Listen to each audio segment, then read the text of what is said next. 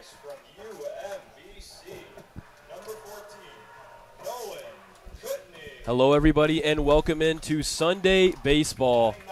It's a nice, sunny Sunday evening where the Thunderbolts once again come back after two rain-delayed games in a row.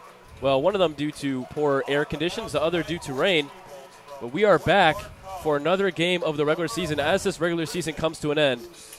For Patrick Moran, Brian Alves, it's the Thunderbolts Baseball Network here to present the Olney Cropdusters taking on the Thunderbolts for the 8th time and final time this regular season. We have a great matchup between these two teams. We'll see if the Thunderbolts can take their first game against the Cropdusters this season. We will catch you in just a second and give you a game preview as we get ready for this national anthem.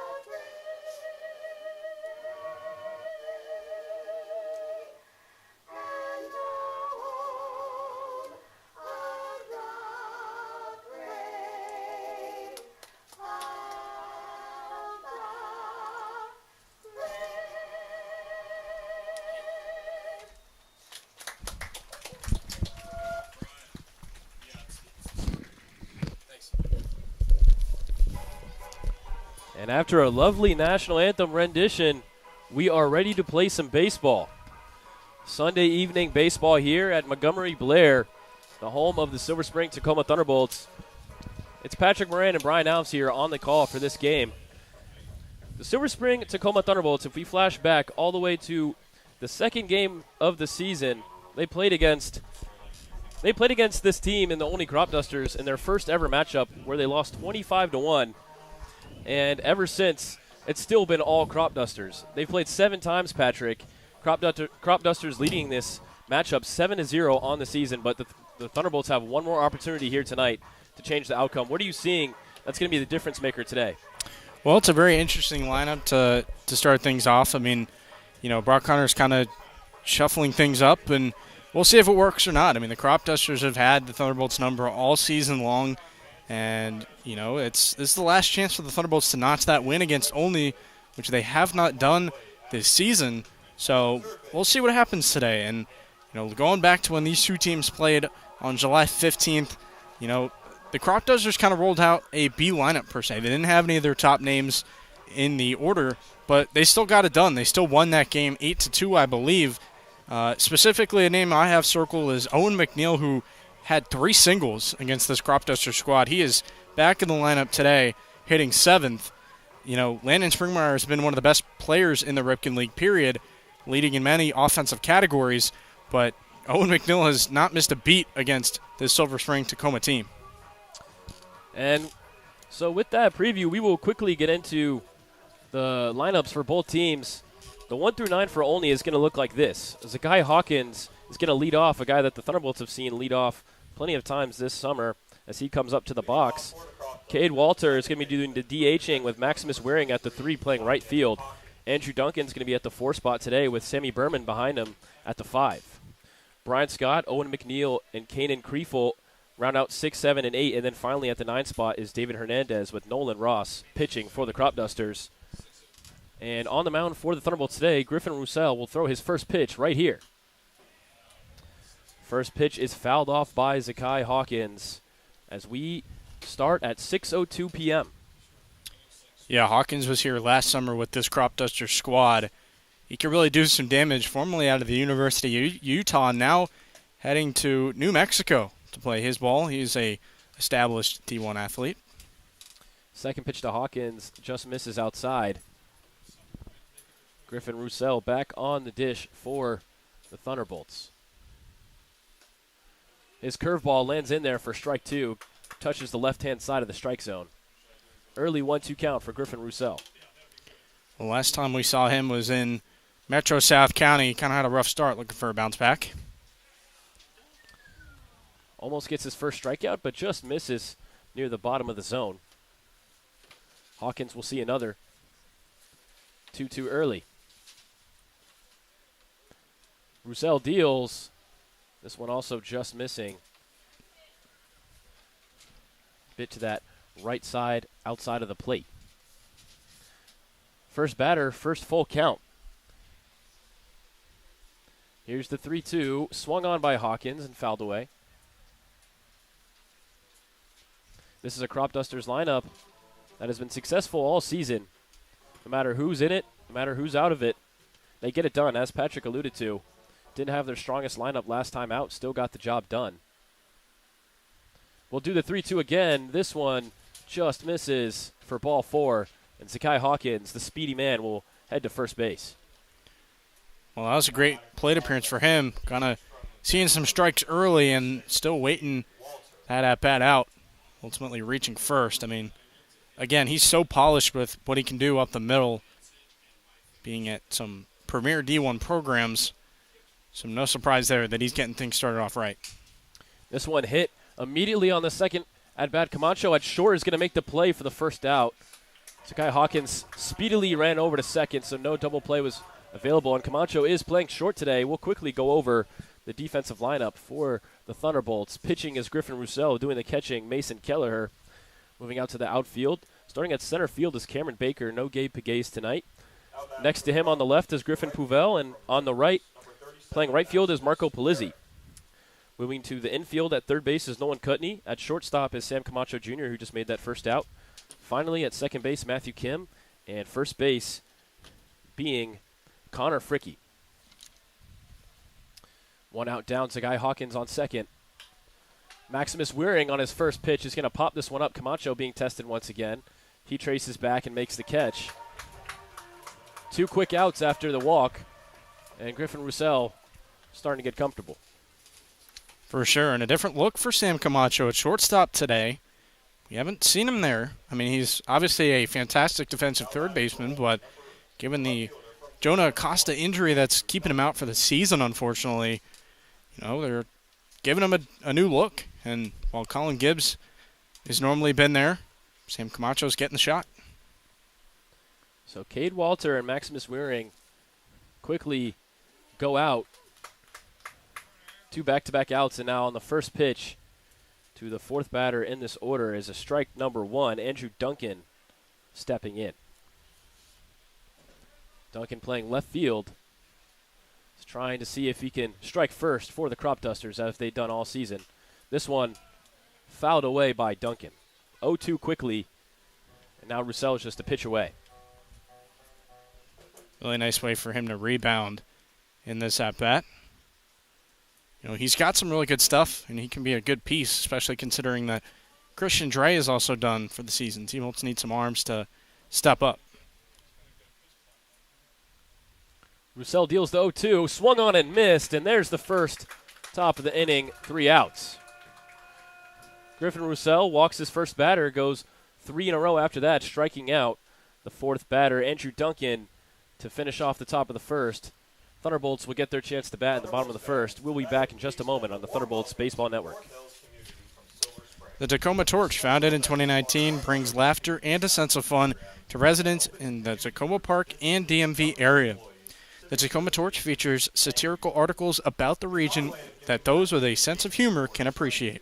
Send a headline or idea their way to tacomatorch@gmail.com and watch what they do with it. The Tacoma Torch is available on the web at tacomatorch.com. Tacoma Torch, a proud supporter of your Silver Spring Tacoma Thunderbolts. Nando's Peri Peri Chicken on 924 Ellsworth Drive in Silver Spring is the best chicken in the world because it uses peri peri sauce. From chicken on the bone to wraps and sandwiches, along with salads and veggie options, Nando's is your choice for great food. Nando's Peri Peri Chicken on 924 Ellsworth Drive in Silver Spring is a proud supporter of your Silver Spring Tacoma Thunderbolts. The Thunderbolts get through their first inning with no earned runs. One base runner was stranded on second in Zakai Hawkins. A great start for the Bolts defensively. Now they turn it over to the bats. The 1 through 9 for the Thunderbolts is going to be Griffin Pouvel leading off, Connor Fricke at the 2, Marco Polizzi in the 3 spot, and then cleaning up is Samuel Camacho Jr. Aiden Perel at the 5 spot, DHing today. Moving on to Mason Kelleher, one of the leading average guys in this league. Cameron Baker following him with Nolan Kutney and Matthew Kim rounding out that top 9. Patrick, what are you seeing about this lineup? Again, it's really interesting that Brock Connor is still mixing and matching his best. I mean, I think a lot of these guys are really good. You have Aiden Perel, who's been swinging a hot bat. Griffin Pouvel leading things off. He's looked really good. Marco Polizzi, being in the heart of the order. I can respect the fact that Brock Connor is trying to mix and match, considering that he's lost some key contributors. On the first pitch, Griffin Pouvel hits this one, and it's ended up being caught for out number 1 on the first pitch of the inning for the Thunderbolts. So Griffin Pouvel quickly makes way for out number 1. Nolan Ross pitching for the Cropdusters, the lefty, doing with all righties in this lineup outside of Aiden Perel at the 5 spot. So Fricke will now get the opportunity as Pouvel makes way. First pitch from Ross to Fricke is swung on for strike number 1.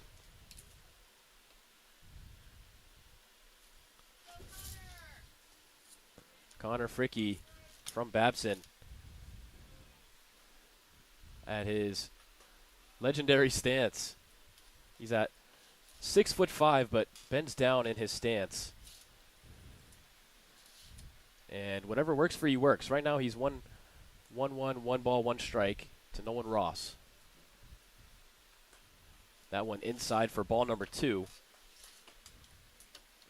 The Thunderbolts, after Pouvel popped out of that first pitch of the inning, like to see some more pitches here. Here's the 2-1.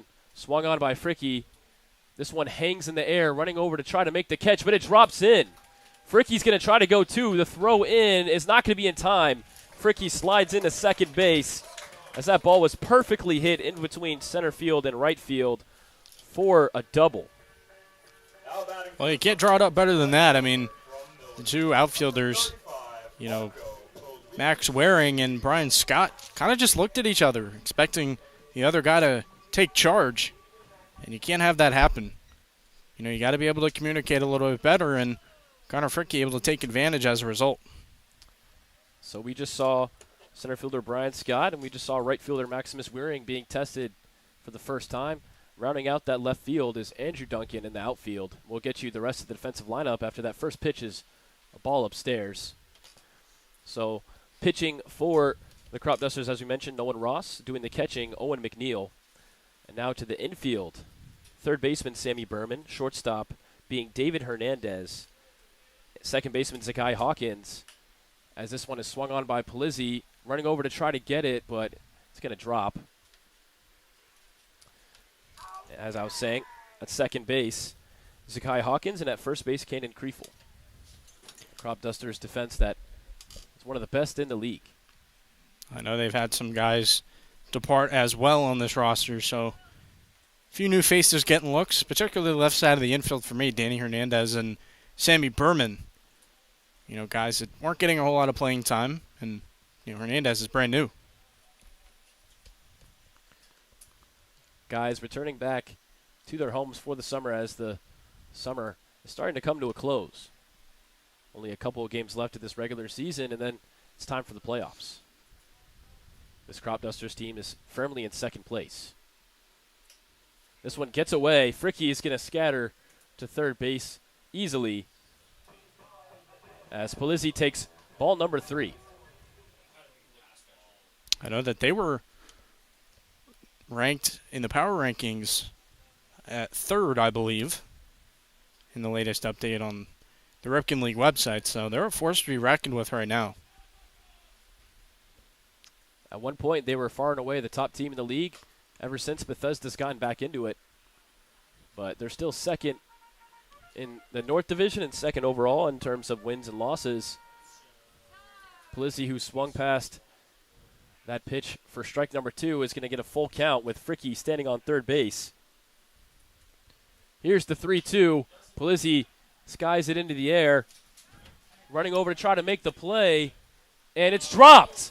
Fricky's going to head home for the first run. Polizzi is going to head over to second as Maximus Waring dropped that one in right field, and the Thunderbolts strike first. Well, Max Waring's already getting tested out there with a couple of fly balls. That one just hit the glove and fell, and T-Bolt's able to take advantage. You got to take whatever this Cropdusters team gives you because they play a really polished brand of baseball. As you mentioned, they're a top defense in the Ripken League, so very uncharacteristic for them here early. Thunderbolts will take it indeed. Early 1-0 lead for the T-Bolts, something that they don't see too often against this Cropdusters team. Camacho steps up to the plate as the cleanup man, and he sees this one low for ball number 1. We'll take you back to earlier this week. Camacho got his first ever home run against this Cropdusters team and was the only run of the game.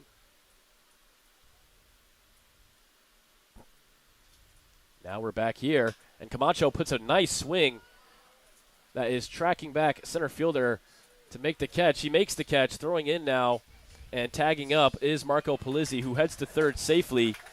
So Camacho does fly out to center, but Polizzi scatters over to third base.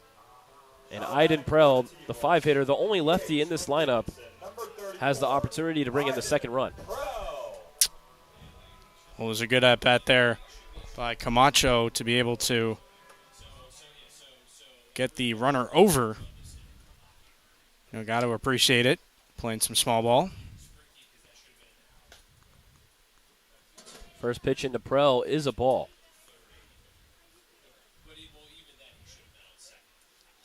So this Thunderbolts team off to a great start. The 1-0 to Prell upstairs for ball 2. The Thunderbolts have not beaten the Cropdusters this season. It's them and the Senators, the only teams they haven't beaten so far. The difference is they played the Cropdusters 4 more times than they've played the Senators at 7 games and 3 games respectively. That one high and upstairs again for ball number 3 to Aiden Prell. Aiden Prell wearing 34. He's got the red batting gloves, red and blue bat. Kind of looks like Bryce Harper on the Nats. And he's going to walk. Aiden Prell, 4 balls in 4 pitches, will head to first base. So first walk given up by Ross. Ross gave up a double. They had an error in right field, and then a walk just now. Nice at bat by Prowl not to expand too much.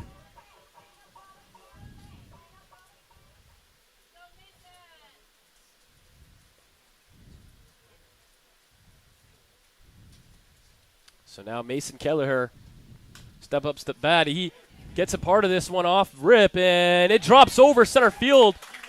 And scoring is Polizzi. Aiden Prell coming around third. He's going to be sent. That ball is not going to get there as they hold it. The Thunderbolts are up 3-0 from Mason Kelleher. 2 RBIs, double. I mean, you can't ask for more in that spot. T-Bolt's absolutely getting it done, especially with 2 outs. As my dad always says, good teams score with 2 outs, and Kelleher doing a great job right there. And an aggressive send by Eckert, the third base coach, and it paid off. And the Thunderbolts have not scored many runs this season against the Cropdusters. Already 3 in the first inning. Aiden Prell scored. Marco Polizzi scored, and now Mason Kelleher on second. We've gone all the way down to Cameron Baker in this lineup, who's hitting 7th. And Nolan Ross, who has pitched in 20 innings so far this season with a 5.4 ERA, starting to get blitzed by this Thunderbolts lineup.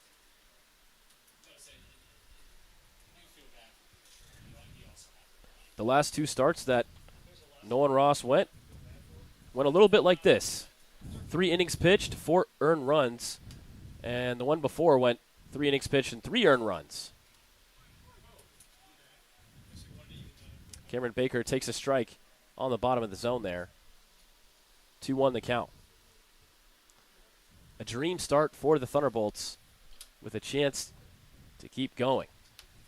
Can't draw it up any better than this. Nolan Ross pitches. Baker swings. He fouls it away for strike 2. 2-2 the count. And really just something, I don't know if it's a chip on the shoulder from the Thunderbolts. They haven't beaten the Cropdusters this summer, and they might have taken that personally.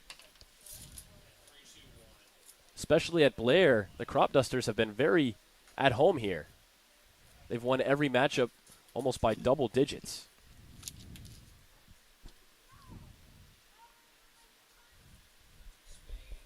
Last matchup that they played, that Patrick and Peter called, the game finished 8-2 with a Camacho home run being the only 2 runs scored. And before that, back at Blair, it was 11-3 Cropdusters. This one swung on by Baker to third base. He's going to hustle and see if he can get to first in time. He can't. There's out number 3, but not before the Thunderbolts put up 3 runs. Thunderbolts get 3 runs. They get 2 hits off of it, a double, an error, and 3 runs go across for the Thunderbolts. We'll head to the top of the second and see if the Cropdusters can get back to what they're usually supposed to be doing against the Thunderbolts, but the Thunderbolts holding strong so far. We'll be back in just a moment. United Therapeutics in Silver Spring develops pharmaceuticals and technologies that help patients in need of organ transplantation. United Therapeutics is guided by the principles of always striving to do the right thing and relentlessly pushing to always do better. As a result, the company was included among America's best companies by Forbes magazine. United Therapeutics in Silver Spring is a proud supporter of your Silver Spring Tacoma Thunderbolts. The Parkway Deli on 8317 Grubb Road in Silver Spring has been dishing up deli classics since 1963. The Parkway Deli is a family business, and their family loves to bring great food and service to yours.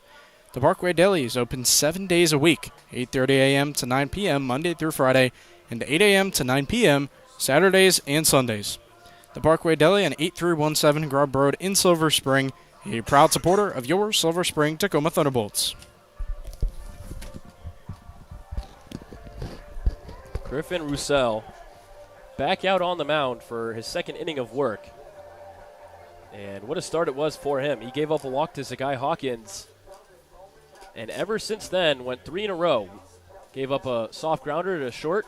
Sam Camacho Jr. cleaned it up. Next one was popped out to Sam Camacho Jr. at short, and then he struck out his final batter. But now it's time for some more action. Sammy Berman going to lead it off for the Cropdusters. Brian Scott and Owen McNeil behind him. 5, 6, 7 in this lineup. And Sammy Berman, who just made the final out defensively, now has his first chance offensively. First pitch by Roussel is a nice slider that catches the zone for strike 1. When Roussel is at his best, the off speed is hitting the zone. That one outside for ball number 1. So Berman, Brian Scott, and Owen McNeil tasked of matching those 3 runs the Thunderbolts just put up, as there's a nice strike 2 by Roussel. Quickly in a 1-2. I think he's going to be an important piece down the stretch here, whatever capacity that is in. Roussel goes back to the off speed, and it lands low for ball number 2. He quickly deals again. This one hit softly short to Matthew Kim at second base. He's got it.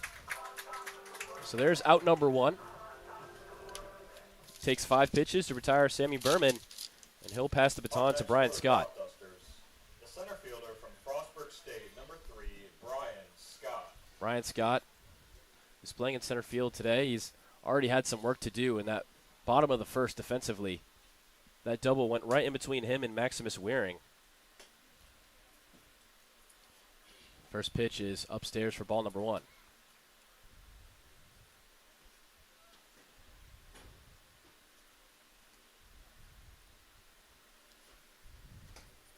Second pitch swung on and missed. It'll even the count. 1 ball, 1 strike, and 1 out. Feels like there's a new level of confidence with Roussel on the mound right now. Quickly swung on and over the head of Matthew Kim. And there's a single for the Cropdusters. The first hit of the game for the Cropdusters comes from a single from Brian Scott over the head of Matthew Kim. That one just out of the reach of the second baseman. Gotta love seeing Scott go the opposite way on that hit. Just kind of using the backside of the field, and it paid off as a result. Cropdusters break through for their first hit in the top of the second. And right off the bat, a hard swung ball that gets foul. Luckily for the Thunderbolts, no damage done. Just strike number 1. Thankfully, it can't do any damage on a foul ball. Just a long strike. Owen McNeil, the catcher, was looking to spice things up. But 0-1 is the result. Second pitch he lays off as it was upstairs, and he had nothing to do with that. 1-1 the count. Throwing back to first. Did he get him? He did not. Great check by Mason Kelleher. But Kelleher was not able to gun down Brian Scott. Seems like Kelleher's taking some notes from Kai Schmelzer, who loves to backpick runners. That one also misses for ball number 3. Kelleher giving some signs of encouragement, telling Griffin to lock back in. Here's the 3-1. Outside for ball number 4, McNeil will take first base. Second walk given up by Griffin Roussel, first this inning. And now the Thunderbolts have a man on second to worry about and a man on first as well. This may seem like a doomsday, situation right now with what I'm about to say, but you got to limit the damage. It's early, and the T-Bolts just had a really good 3-run inning. You don't want that to kind of get overshadowed by a Cropdusters offense that can get on this team really quickly. Absolutely. Whenever the Cropdusters score, it seems that they come in bunches. So you can just limit even to just 1 run. It's not something that you mind. Well, it's interesting when we were in Olney on the 15th, they kind of just did it slowly and surely through the game. I mean, there was very few innings where they didn't score, and they would consistently be scoring 1 or 2 runs, and sometimes even 3. That one swung on, out and left, not knowing where the ball was. It just drops right in front of him. Griffin Poufel throws it in. A run scores, and just one run will score. Unfortunately, Griffin Poufel on left could not see the ball due to the sun, and it drops right in front of him. Looked like he had the distance to cover it if he knew where the baseball was, but unfortunate as that one just drops right in front of him. Runners advance to second and third on the double, and a run does score. 3-1 is the score. Well, it seems like T-Bolt's getting affected by the environment themselves. Pouvel just lost it in the sun. First pitch into David Hernandez, is ball number 1. That was Kanan Kriefel who just doubled. And a third of the lead evaporated with 1 swing. Runners on second and third now, still 1 out. This one swung on. Matthew Kim catches it for out number 2, but runners quickly go back. No chance for the double play there, but a big second out from Griffin Roussel.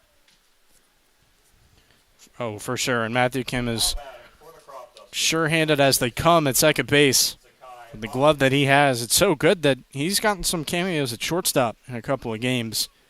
Love seeing that Brock Hunter has the confidence in him to do that. Matthew Kim potentially playing in his last week of Thunderbolts baseball as he's been here for 3 years. He's a veteran on this team. Back up to the top of the order, Sakai Hawkins goes around for strike number 1. The bat flipped around. Just couldn't hold himself back. 0-1 quickly. Hawkins was able to walk and then eventually get over to second base his first time up. Next pitch by Roussel misses a little low. 1-1 the count. And for Sakai Hawkins, he's having a solid summer. He's hitting .283 on the summer, but he's playing his best baseball this month, hitting over 300 in July.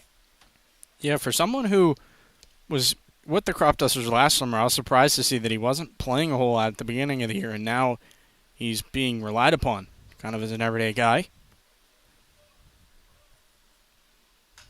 This one popped up. Puvel lets this one go to center field to be caught for the third out. Looked like Puvel wanted to pass that off to his center fielder, Cameron Baker, after that last one he was not able to see. And luckily the Thunderbolts are able to gobble up that third out. The Thunderbolts still lead this one 3-1. We'll be back in just a moment on the Thunderbolts Baseball Network. Silver Spring Jewelry is the Washington area's only complete jewelry store with a staff of 13 jewelry associates and 8 goldsmiths. Now in 3 locations in Tacoma Park, White Oak, and Silver Spring. Family owned and operated since 1971, specializing in diamonds, custom engagement rings, repairs, engravings, and cash for gold. Go to silverspringjewelers.com for more information. Silver Spring Jewelry, a proud supporter of your Silver Spring Tacoma Thunderbolts. Sky Point Federal Credit Union. They make banking simple. Sky Point believes banking should be easy to understand, personalized, and focused on making the community a better place.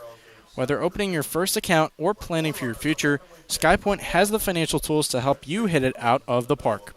Sky Point Federal Credit Union. They make banking simple. Visit Sky Point's branch in Silver Spring. More at skypointfcu.com. Federally insured by NCUA and an equal housing lender. We are back here at Montgomery Blair Stadium for the bottom of the second. The Thunderbolts lead this one 3-1. Getting one back was the Cropdusters in the top of the second, but after a successful first inning, the Thunderbolts still lead by 2. Well, Brian, it looks like in our chat we got a Cropdusters fan. Wow. Tuning into the away broadcast. We appreciate it. We appreciate it. I'm assuming it's for the view of the stadium, but we appreciate your support regardless, and good luck to both teams. Might be here for Sammy Berman. I see the Maryland logo, and I know Sammy Berman is a Terrapin. First pitch in to Nolan Kutney, who's leading off this inning, is high for ball number 1. It'll be Nolan Kutney at the 8 spot, Matthew Kim at the 9, and Griffin Puvel at the 1. So 8-9-1 as the second pitch to Kutney is inside once again for ball 2. Another guy who's coming up on his last season with the T-Bolts, rising senior at UMBC. Him and Matthew Kim together will be in the final stretch. Kutney waits on 2 pitches, decides to swing at this one, but not able to catch up to it as that one was low away for strike number 1. This time he connects to it. It gets over to second, takes a weird hop, still making the play for out number 1 are the Cropdusters. That was a nice play by second baseman Sakai Hawkins. Yeah, way to stick with the hop there by Hawkins. He's naturally a shortstop, so clearly the glove is there for him. And he's going to have an easier time, I would assume, at second. You know, kind of playing a mini version of shortstop, so stay back on the baseball and just make an easy toss. Well done. Matthew Kim up for the first time. He'll round out this order. He swings through strike 1. We just mentioned him and Nolan Kutney, veterans on this team. That'll be playing their last games this summer for the Thunderbolts. And Matthew Kim hits this one down the line. It just went foul down third base. But Matthew Kim and Nolan Kutney, two guys that represent what Silver Spring Tacoma is all about. Matthew Kim especially is one of those guys that you just love to be around. He does all the dirty work. He's solid at everything he does in baseball. He's a technical player, and you love to have him on your team. But there's strike three to Kim as he swings and misses, was chasing the pitch downstairs, and there's the first strikeout for Nolan Ross. And now Griffin Poole comes up, another guy, rising senior. He's a rider with the Bronx in the MAAC. I learned the hard way last year to distinguish, the max. There was one with 1A and one with 2As. Griffin Poole swings through for strike number one. So 2 quick outs for Nolan Ross, who's having a bounce-back inning.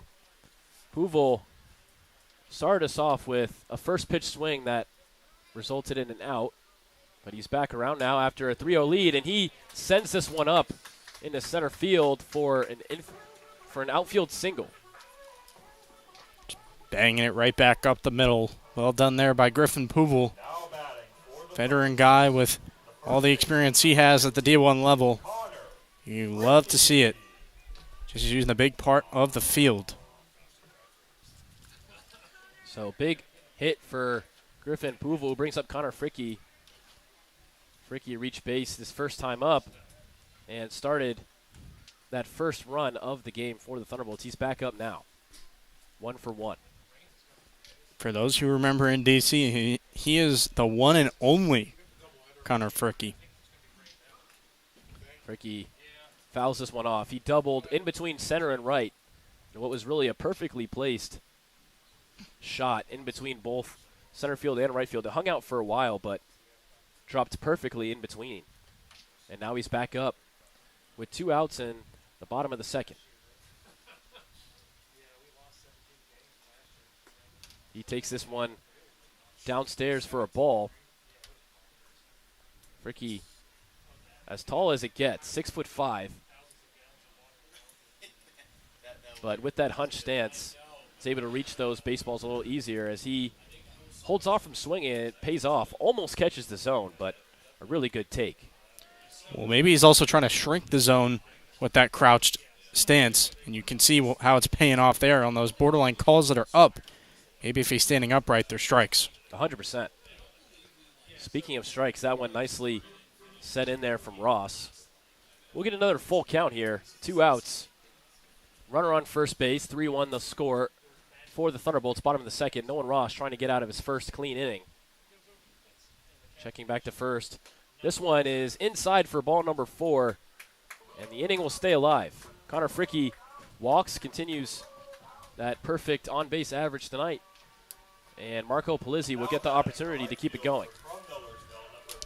Well, we know Marco Polizzi's got some juice. He's hit 2 homers this season for the T-Bolts in limited action as a mid-season addition to the roster, and it was already a deep outfield group. He's making it even better with the production he's put out. So Marco Polizzi reached on an error last time that was dropped in right field. Ended up scoring Connor Fricky. Now he's back up with a runner on first and second base. Takes that first pitch for a ball. Checking back to second at Poole and pitching, missing upstairs for ball number 2. Thunderbolts just being patient at the dish so far, not forcing anything, and it's paying off so far. Well, there's no need to force anything if they're not giving it to you, so credit to the T-Bolts, not getting too expansive and jumpy. Polizzi fouls this one off behind him, catching a bit of the netting. That's the first strike. And taking you back to that bottom of the first, Polizzi was able to reach on the error. Camacho flied out and advanced Polizzi to third. Perel walked, and then eventually Mason Kelleher doubled, which scored Aiden Perel and Polizzi. So Polizzi scored in that bottom of the first. He's back up already, and he sends this one high, but ready for it and staying there in left field to make the catch for out number 3 is left fielder Andrew Duncan. So no runs this time for the Thunderbolts. First and second stranded. And the Cropdusters will try to chop back into this lead. 3-1 is the score. Top of the third coming in just a moment. Ben Norkin of Ben Norkin Architecture at 7204 Trescott Avenue in Tacoma Park, Maryland, helps people turn their dreams into their new forever home. Whether it's a renovation, addition, or a new home, Ben will assist you in picking colors and finishes. He'll explain building codes, zoning requirements, and materials that stress energy efficiency. Ben Norkin of Ben Norkin Architecture at 7204 Trescott Avenue in Tacoma Park, Maryland, a proud supporter of your Silver Spring Tacoma Thunderbolts. The AFI Silver Theater and Cultural Center in downtown Silver Spring presents the best in American and world cinema. They show classic American mysteries from the black and white era as well as the most modern digital content from around the world. The AFI Silver Theater also features filmmaker interviews, panel discussions, musical performances, and more. The AFI Silver Theater at 8633 Colesville Road in Silver Spring is a proud supporter of your Silver Spring Tacoma Thunderbolts. Back in for the third inning, and back on the mound, Griffin Roussel. Griffin Roussel has gone 2 scoreless so far in 2 innings pitched. One earned run so far, and 1 strikeout and 2 walks. We are told that after Roussel, it should be Noah Tofin who steps in. Well, I've gotten word that Zach Bortner's warming up in the bullpen, so maybe they'll do a piggyback situation. You know, both of them have started games, so you never know. I like where Brock Hunter's head's at. First pitch is swung on, and this one finds the perfect side of the left field right by the line. And staying at first and not looking to head to second is a single from Cade Walter. Walter, who knows this Thunderbolts team all too well, has had great success this summer against them, gets through for his first hit of the game. Yeah, just smacking it out there to left field. Nowhere for Griffin Pouvel to track it down. So well-placed single. Surprised he didn't try for 2. Considered it kind of sat in left. Maximus Waring immediately swings on the first pitch and dives in between the diving Camacho. Heading to third is Cade Walter. He got there in time. And with that throw to third, Waring scampers over to second. So a single that moves him to second, and just like that, the Cropdusters have second and third. Cropdusters, who are down 2 runs, have both runs potentially that would tie this game in scoring position. Starting to get dicey for Roussel out there. He's got to deal with 2 runners in scoring position, nobody out. That is a worst-case scenario. So we originally got a text from our social media guy, Nick, that said the plan is Noah Tofin after Roussel. And then our TrackMan guy, Grant, over here, said that Bortner is warming up in the pen, so we shall see what the plan is after Roussel. But right now, he's got some damage to clean up on the bases. First big situation outside of that run that he's going to have to deal with. Second and third, 0 outs. Feels like you kind of have more freedom, end of the season. This one sent back and caught. That one sent in from Baker for the first out, but tagging up for the second run easily is Cade Walter. 3-2 Bolts. But right there, not the worst case scenario for the Bolts. For sure. I think you got to trade the out for the run there. I know it's early, but that run able to score. And the runner got to third as a result. So Waring is going to be on third. Andrew Duncan gets sacrifice fly, RBI. And now Sammy Berman, the third baseman, back up to try to get an RBI of his own. Cropdusters have taken 2/3 of the lead away. Just one more run to make up. That one missed low to Berman for ball number 1.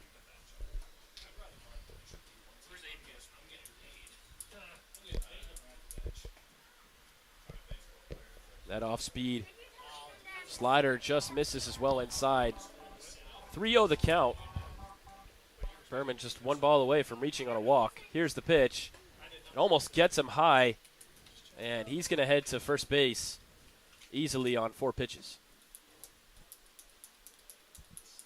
Not the worst case scenario. The double play is available, but could end up biting you if a hit goes by. Brian Scott, who's 1 for 1 on the day. He started the Cropdusters off with their first hit. He's back up, and that first pitch is in there for a strike. He was the lone run to score in the previous inning, but now that the Thunderbolts gave up one more, he has the opportunity to tie the game. Beautiful pitch from Griffin Roussel, but apparently doesn't catch the zone. Our umpires on the day, Adam Trader at the plate. At first base, Craig Hewitt and Stephen Hand at third. And taking off for second and stealing it with no throw is Sammy Berman. So the double play goes out the window. Still 2 more outs to pick up and a runner on second and third. Simply wiped the double play option out the window. And that one hits Brian Scott on the hands. I thought it caught the bat. It sounded like it hit the bat. But he sold it well, and he's going to head over to first base. Regardless of what happened, no question about the call from the home umpire. Adam Trader, being the home umpire, agreed with the decision that he got hit on the hands, and he heads to first. Yeah, it sounded like that hit the knob of the bat. Brian Scott was kind of choked up on it. So, hey, you sold it, though, to your credit. This one hit short. Griffin Roussel throws it at home to at least get 1 out on the force at home. They weren't able to throw it to first to get the double play, but a big out to save a run and get the second out. The bases will stay loaded, but the force at home is always a nice option to get out. Especially in that spot where it's weakly tapped to the pitcher. It was kind of on a tee for him to make a toss toward home plate, and that's what he did, and they got a really nice out. So Owen McNeil, the catcher, back up. He was able to reach base last time around on a walk. But a guy that you don't necessarily mind facing with the bases loaded if you have to pick your poison. First pitch swung on and missed.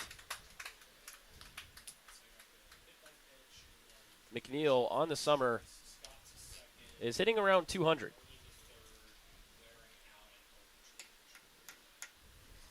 He's looking to potentially tie up this game, and Roussel trying to keep it where it is. Second pitch is swung on and fouled softly behind for strike number 2. Well, I got to tell you, Brian, any crop duster bat is dangerous. It always feels like there's an unsung hero lurking in the shadows waiting to go off against the T-Bolts on any given day. So you really got to be careful 1 through 9. Here's the 0-2. Just misses. Looked really nice off the hand from Griffin Roussel, but that'll be ball number 1. So Owen McNeil has 6 RBIs on the season. He's played in 12 games with a .216 average. And if he gets a hit here, it'll be huge for his summer totals. As that one skips in the dirt for ball number 2. And man, oh man, the previous pitch, it looked like Griffin Roussel might have ran him up looking, but we'll see if he's able to bounce back. 2 balls, 2 strikes, 2 outs. Bases loaded situation. Here's the pitch. Swung on and missed. It was dropped by Kelleher. He'll step on home plate to get the force out. And Griffin Roussel gets out of a bases loaded scenario. 1 run is given up, but 3-2 remains the score. The Thunderbolts will head to the bottom of the third to try to get one of those runs back in their lead. Patrick Moran, Brian Alves, Thunderbolts Baseball. We'll be right back. Koa Sports in Gaithersburg, Maryland is committed to shaping kids' lives through sports. Koa Sports aims to develop each child to their full potential as an athlete and as a person. They also help your student-athlete in the classroom, on the playing field, and anywhere in between. Learn more about Koa Sports at koasports.org. Koa Sports is a proud supporter of your Silver Spring Tacoma Thunderbolts. Parkview Capital believes your financial strategy should reflect more than the numbers. It should reflect you. As a trusted investment advisory firm, Parkview Capital partners with individuals and families to build and protect wealth. Parkview Capital personalizes strategies rooted in your values and long-term goals. Whether you're growing your portfolio or preserving a legacy, Parkview Capital crafts a clear, customized path to your financial future, one that evolves with you. Parkview Capital, a proud supporter of the Silver Spring Tacoma Thunderbolts. We are back for the bottom of the third. The Cropdusters send out Nolan Ross for his third inning of work. He's gone 2 innings pitched so far, 43 total pitches.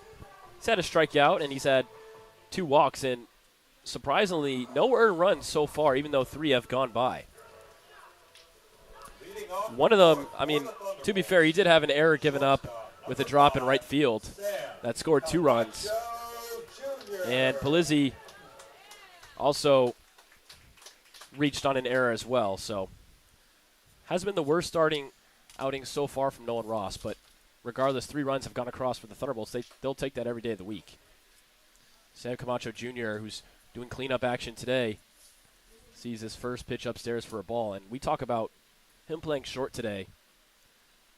With how great of a job he's done at third base, the fact that he's held down short so far, really well today so far, is just not the most surprising, Patrick, is it?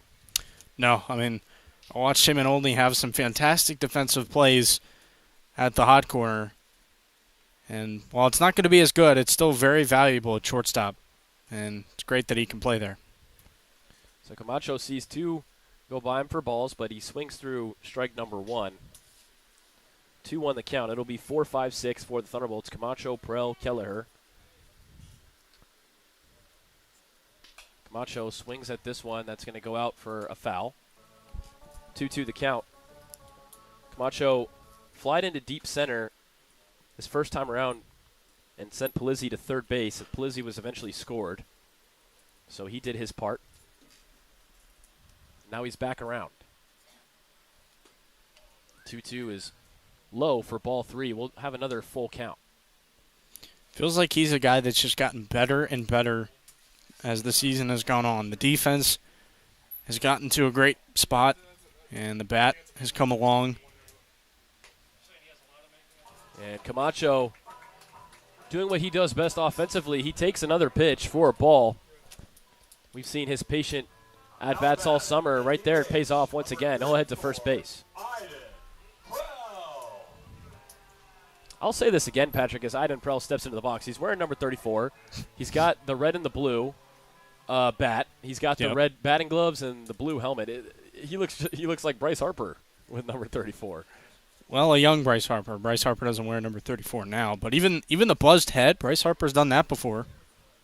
Yeah, obviously meaning on the Nationals, Bryce Yes, Harper. Nationals, Bryce Harper. First pitch is upstairs for ball number 1. As a kid, I was lucky enough to be able to go to the Home Run Derby in D.C. when Bryce Harper ended up winning that. That's sick. And I got that memory the other day as it happened in July, and that was really cool to look back on. Mm-hmm. Iden Prell, really nice not to swing at that pitch that looked like he was going to go around on. He held the bat for ball number 2. Prell has only gotten better, as you said about Camacho. Same can be said for Prell. He's really started to heat up as the season's gone on. Another pitch outside. He's in a 3-0 count. I remember that All-Star break well, Brian. I went to an event. I didn't actually go to any of the Home Run Derby All-Star Game festivities, but it was a cool time in D.C. That one sits in there for a strike. Iden Prell is taking all the way. Yeah, I mean, it's not too often you have an event like that in D.C. It was really fun. Living not too far away, it was cool bonding moment between me and my dad. Mm-hmm. As there's ball number 4, Iden Prell heads to first base. So back-to-back Thunderbolts walk. Mason Kelleher, who doubled earlier in the game, is back up. And Mason Kelleher, not who you want to see. This guy just lives to hit at least one single or one double a game. Well, he had that great game in D.C. against the Grays where he forgot his jersey, so he had to borrow Braden Featherov's. And next thing you know, that starts a I don't even know what you call it, but he was on a 2-game heater where he didn't get out. So that was pretty unbelievable to witness both games. And ultimately did get snuffed out in Game 2 of the doubleheader against the Metro South County Braves.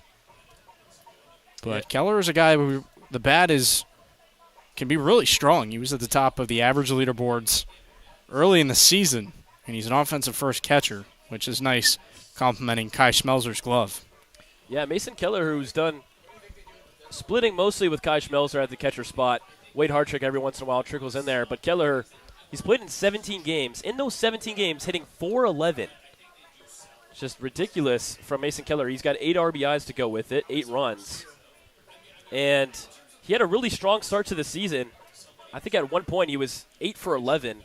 And I thought, well, there's no way he can hit any better than that. Well, this July, he's hitting .500. Yeah. 3 extra base hits and 3 RBIs, 6 hits out of 12. So Mason Kelleher is really doing this July justice so far as he swings at this one behind him for strike number 1. We had a mound visit from the Cropdusters, but Nolan Ross going to stay out there. Still no outs, first and second for the Thunderbolts. This was a 3-0 ball game at the end of the first inning, now 3-2. Thunderbolts trying to get back into a comfortable position. Camacho with a good lead off of second base. Watches that one go underneath for a ball. Well stopped by McNeil. Again, I'm surprised these past 2 games against the T-Bolts, the Cropdusters have not turned to Landon Springmeyer. They've gone to McNeil, and it's worked. Swung on and missed from Kelleher. Yeah, this is a Cropdusters team that are pretty comfortable against the Thunderbolts. They've won 7 in a row. Haven't lost a single game to the Thunderbolts. Maybe looking to just make some rotations against them, but the Thunderbolts so far are on top, 3-2. McNeil doing the catching. And Kelleher almost sends that one fair, but Max Eckert at third base did his best to stop it. And he gets a little fun chirping from his guys in the dugout. Gotta love Skip. Oh, yeah. Skip Eckert is the man. We've seen him make plenty of defensive plays so far this season at third base. But in foul ball territory. We do the 1-2 again, and Mason Kelleher has gone down for strike number 3. And really just a strong pitch from Nolan Ross at the top of the zone that Kelleher couldn't help but try to swing at. That's out number 1. Well, he didn't commit to the swing. He only went halfway. And most of the time, that's not going to get you anywhere. So Keller is going to pay the price with a strikeout. Would have been nice to see him, go 100% through, but kind of just tied him up. So now Cam Baker. Baker, who's in center field today. Gabriel Pagay's getting the off day. He's done a solid job so far in center.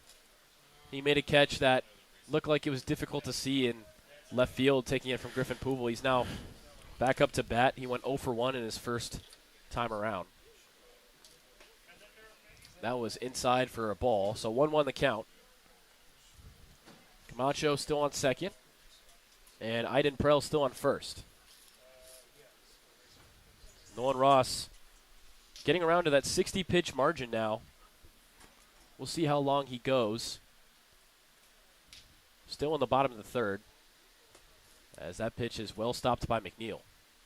And McNeil not having the greatest summer so far, but he's a very high-recruited guy coming out of high school at catcher.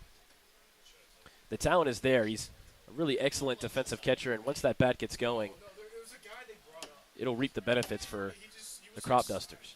Sounds like Kai Schmelzer on our side. Maybe not to the same degree as a recruit, but, advanced for his age and such.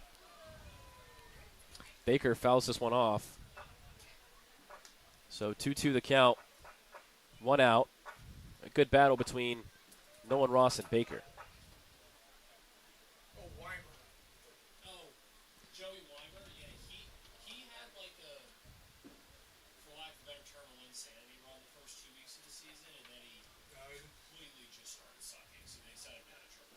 Here's 2-2. Ross, the lefty, deals high for ball 3. And the Thunderbolts, something they've done well so far, getting into a lot of full counts. We'll have another right here. Been a couple of today, and already 4 walks in this game for Nolan Ross. He's at 63 pitches, and nobody is warming in the Cropdusters bullpen, so he's going to have a little bit more leash here at the outset of this game. Swinging and missing for strike number 3 is Baker. And Ross avoids another walk and instead gets a huge strikeout.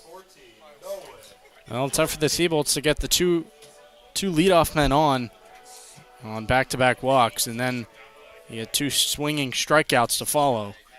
So they haven't been able to go anywhere, and no runs have been scored, unfortunately. First pitch to Nolan Kutney, gets away from McNeil. Camacho's going to advance to third, and Iden Prell will advance to second. Regardless, 2 outs, but 90 feet away is Camacho from scoring. And another pass ball would score Camacho. Nolan Kutney will step back into the box after that first pitch went wild. Prell's going to lead off second. Camacho's going to lead off third. Ross settles back in and deals. This one also gets a little bit of away, but well caught by McNeil up at the top of the zone. 2-0 the count. That's sort of where I'm thinking, again, I don't think you really buy unless you buy unless if you are a contender team, you need one. The lefty to righty, 2-0. Misses once again for ball 3. And Nolan Ross has been able to get away with a lot of balls so far, but this time in a 3-0 count, we'll see if any damage is done or whether he can work back into it once again. Nolan Ross coming out of the D3 Dickinson College in the Centennial Conference.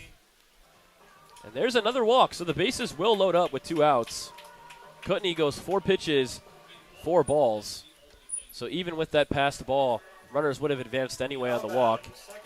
And the 9-hitter, Matthew Kim, Matty K, in a huge spot with the bases loaded. We'll see if the Thunderbolts can get more runs back from their beginning 3-0 lead. And again, really easy to expand in that spot, try and drive some runs in with 2 outs, but Kutney was taking what was given. A nice pitch from Nolan Ross as he lands it in for a strike. Kim was looking to just see one go by, and it was a nice, aesthetically nice pitch from Nolan Ross. Started at the top, landed in the zone. Here's pitch number 2. That one also laid off for ball number 1. Bases loaded for Matthew Kim. He's been striking out a lot recently. Struck out in his first at-bat, but when he's not, he's been reaching base really almost every other time. And it's in so many different ways as well, whether that's a hit by pitch, a walk, a base hit. Matthew Kim rips into it. Let's see if it drops. It does. He comes in clutch. Iden Prell is going to be sent home. Let's see if he makes it. The throw in. Iden Prell is safe. 2 RBI single for Matthew Kim. And he's going to sit on first. Nolan Kutney on second. And Camacho and Prell will score. Back up to 3 is the count. 5-2. The Thunderbolts lead it. And your guy, Patrick, Matty K, came through. He certainly did. I love to see that swing by Matty K. He is the absolute man. And you're seeing it right there. He's just putting bat on ball, having a good approach, and it's paying off. Well, Matty Ice hit a frozen rope into left field, and it landed right in front for a huge 2 RBI single. And now Griffin Poofle at the top of the lineup will come back in. He was able to blast it over second base for his first hit last time up. He's 1 for 2 on the day. And it's 5-2 Thunderbolts. Swung on by Poofle, but tapped behind him for a strike. 1-1 the count. Nolan Ross, that's actually his first earned run. Well, first 2 earned runs, as the first 3 were unearned. It looked like he'd finally started settling in, but eventually couldn't get away. Swing and a miss from Bouvel. He was looking to really send that one with a powerful swing. But that one was one that he was fishing for at the bottom. 1 ball, 2 strikes. Runners on first and second. Ross deals, swung on, and out for play in center field and caught for out number 3. The Thunderbolts get 2 back, though. They extend their lead to what it originally was, 3-0. It's 5-2 on a big Matty K 2 RBI single. So the Cropdusters with more work to do as we head to the top of the 4th. We'll be back on the Thunderbolts Baseball Network in just a moment. Dan Metcalf has long been a supporter of the Silver Spring Tacoma Thunderbolts. Now he's at a new location, the Finn Family Group of Perennial Real Estate. If you want to find that perfect home in the perfect community, the Finn Family Group is for you. The Finn Family Group believes in community, and they bring that sense of community when working with clients to find homes in the Silver Spring Tacoma Park area. Call them today at 301-450-6999. The Finn Family Group, a proud supporter of the Silver Spring Tacoma Thunderbolts. The Athletic House on 18952 Bonanza Way in Gaithersburg is a promotional product distributor making mugs, pens, and T-shirts for advisors. The Athletic House can supply your company with every possible promotional product for 3,000 suppliers. With so many ad specialties available, the Athletic House can help leave a lasting impression with your customers, and they will create long-lasting relationships with your clients. The Athletic House, a proud supporter of the Silver Spring Tacoma Thunderbolts. 103, 164, 189, 217, 251, 286. The Thunderbolts lead this one 5-2 back in the top of the 4th. What a fun game it's been so far, as it's almost the end of the regular season, Patrick. It's really flown by. The Cropdusters have taken every game of the season series so far, 7 straight.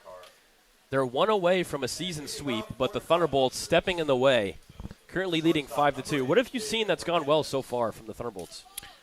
I just think the Thunderbolts have a really good approach right now. They're patient. They're taking what's given, as I've said before. They're getting some big base hits, and they're just taking advantage of the Cropdusters right now. Taking advantage they are. They lead it 5-2. And Griffin Roussel is back out for his 4th inning. David Hernandez was looking to bunt on that first pitch. Ended up going through with it, missing for strike number 1. Second pitch bounces for ball number 2. Kelleher is going to go up to Roussel.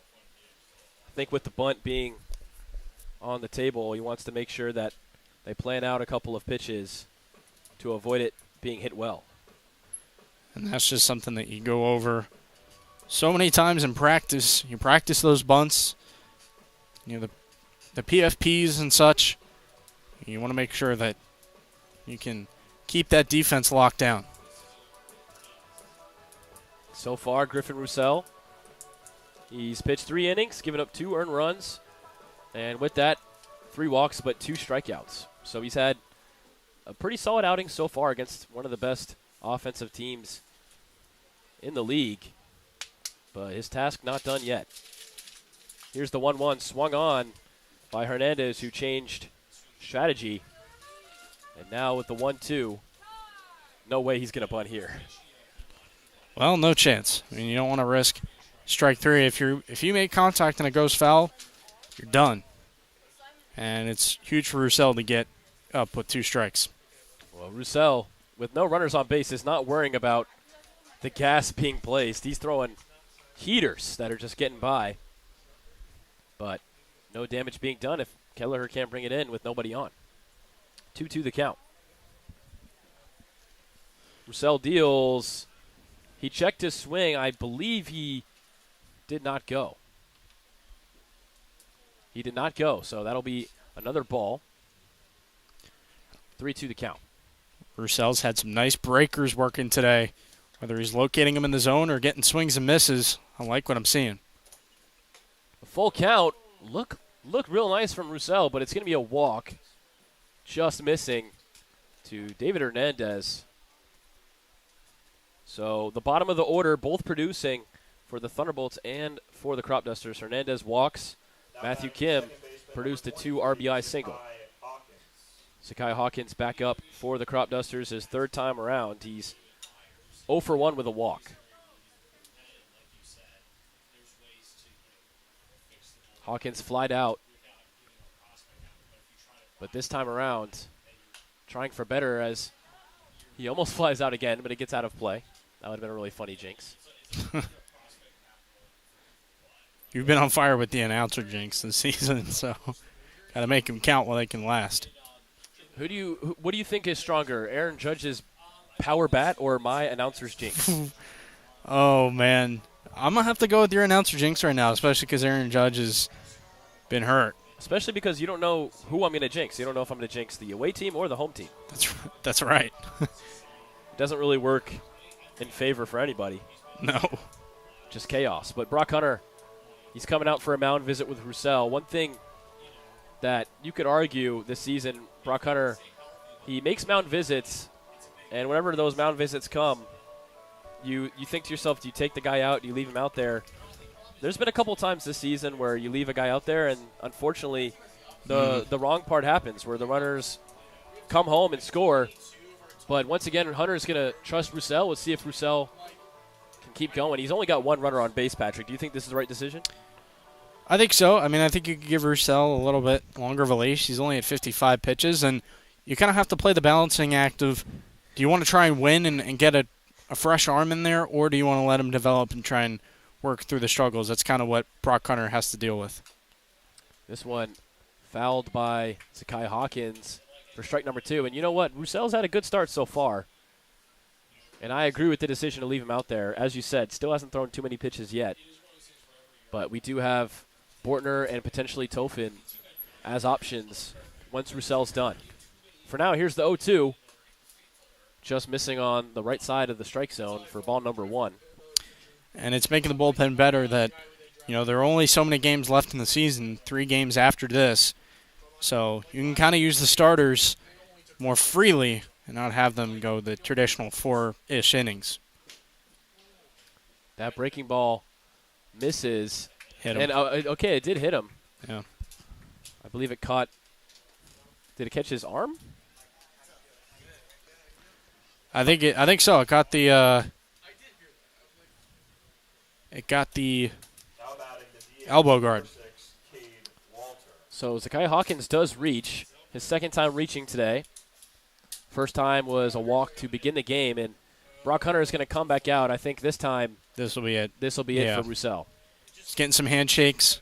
Deservedly so. Solid start, able to hang in there against the Cropdusters. Good job from him today. Good bounce back after kind of a tough outing in, Metro South County. Yeah, this is a team in the Cropdusters that have really blitzed almost every starter they've faced this season against the Thunderbolts.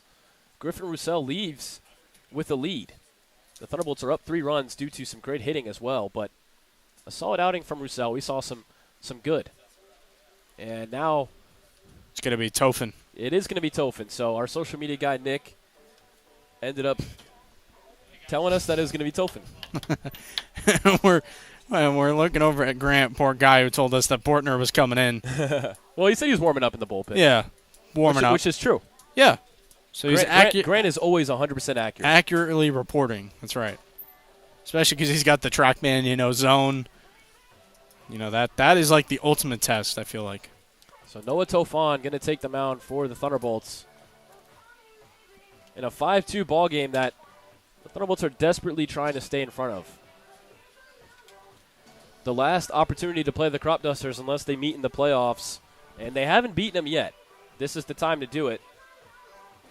And it just means more than a regular game when you're playing against a team you haven't beaten yet. You have that chip on your shoulder. You have that energy of, trying to break a long streak. And the Cropdusters have seemed inevitable all season. Even when you look at the Big Train still leading the league this season, but the Cropdusters have played the Thunderbolts better than anybody else. Well, I mean, Brian, to me, this move says that the T-Bolts are trying to win this game. They got a 3-run lead. Griffin Roussel was at 55 pitches, so the fact that they're taking him out in this spot, going to a guy like Noah Tofin, who has shown some decent stuff at times. You know, normally Brock Hunter is going to leave a Griffin Russell out there to try and work through it. But now that the end of the season is upon us, as I talked about, you know, Brock Hunter's got a little more liberty with these starters and how he can maneuver his way through games and such. He is going to make that call to the bullpen. I think the T-Bolts want this win. We'll see if Noah Tofan can provide it. He's going to have to provide some strong arm innings in between the starter and the next guy after him. He comes in this top of the fourth with 2 runners on base, no outs. He's going to face off against Cade Walter, a guy that has really done damage all season against the Thunderbolts. He's back up. Got his first hit opposite field and left field last time up, and here he is once again with 2 runners on base. Yeah, Cade Walter had a 934 OPS for the Cropdusters last summer, so like you said, he can break some hearts right here. So after Tofan checks back on a runner on second, he'll officially pitch his first pitch to Cade Walter in just a moment.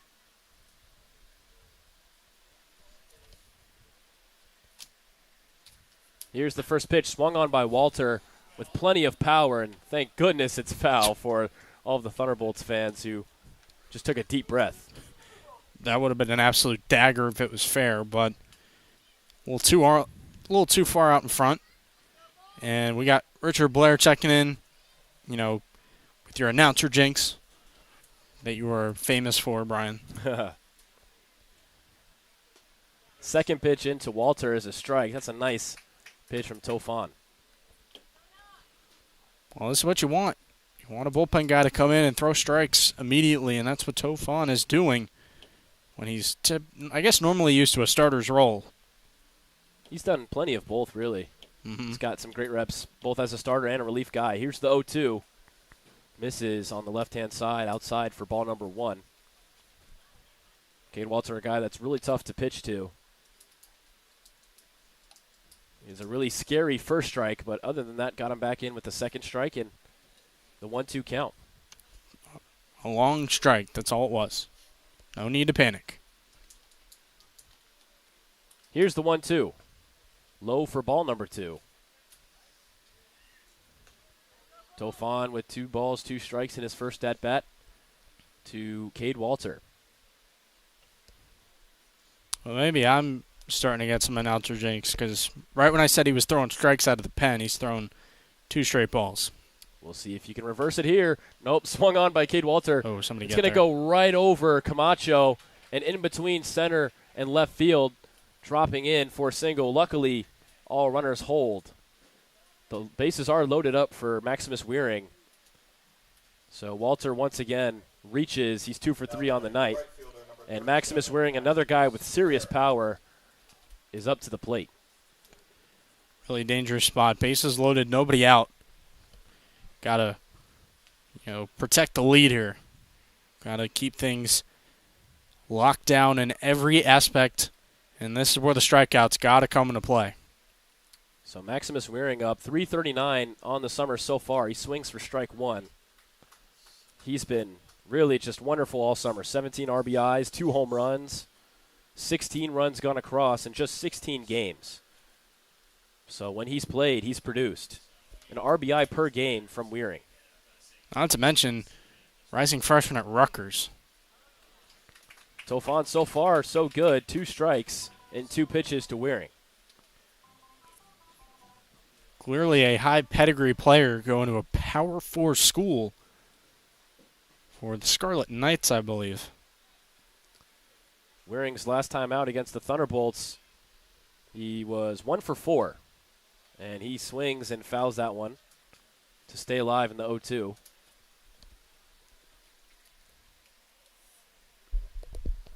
Or no, I was looking. He didn't play the last time out. But the time before, he played in that 11-3 game. He was 2 for 4 with 500 average in that one. That one was right here in Blair as well.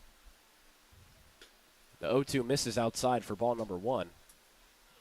And Maximus Waring, if you want to talk about a tall baseball player, he fits that perfect image. I was just thinking that. First thing you notice when you see him, he's a big dude that is ready to hit the ball hard. That one misses as well. 2-2 the count now. It's hard to believe this guy hasn't even played any college baseball yet outside of this summer. It's unbelievable. Ooh, we got an Allen Iverson shout. Talking about practice. I don't know, that was random. Just missing from Tofan. He started up 2-0 ever since. 3-2 the count. Waring has brought this count full. And the bases themselves are full, so a walk would score run. Should be a competitive pitch. Here we go. Strike three looking. Maximus Waring goes down. And Tofan picks up a huge backwards K. That is as big as it gets. Punching him out on the backwards K. It's just spotted it on the outside parts of the left-hander. Really well done by Tofan. And now he can go hunt for the double play to get out of the jam. So big first out. Still all runners on base. And that one skips away, running home. Kelleher, let's see if he gets it over. He does not in time. All runners advance. A run advances as well on the scoreboard for the Cropdusters. 3 runs now to 5. And the ball gets away from Kelleher. In result, the Cropdusters just 2 runs away.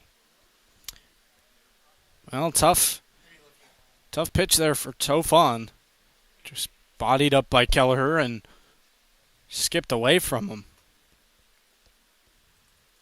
So the 1-0 to Andrew Duncan, that skipped away. Duncan's 0 for 1 with a strikeout. He walked as well. That one was well placed by Kelleher, but doesn't get the strike. 2-0 the count now. Walter on second. And Zakai Hawkins on third.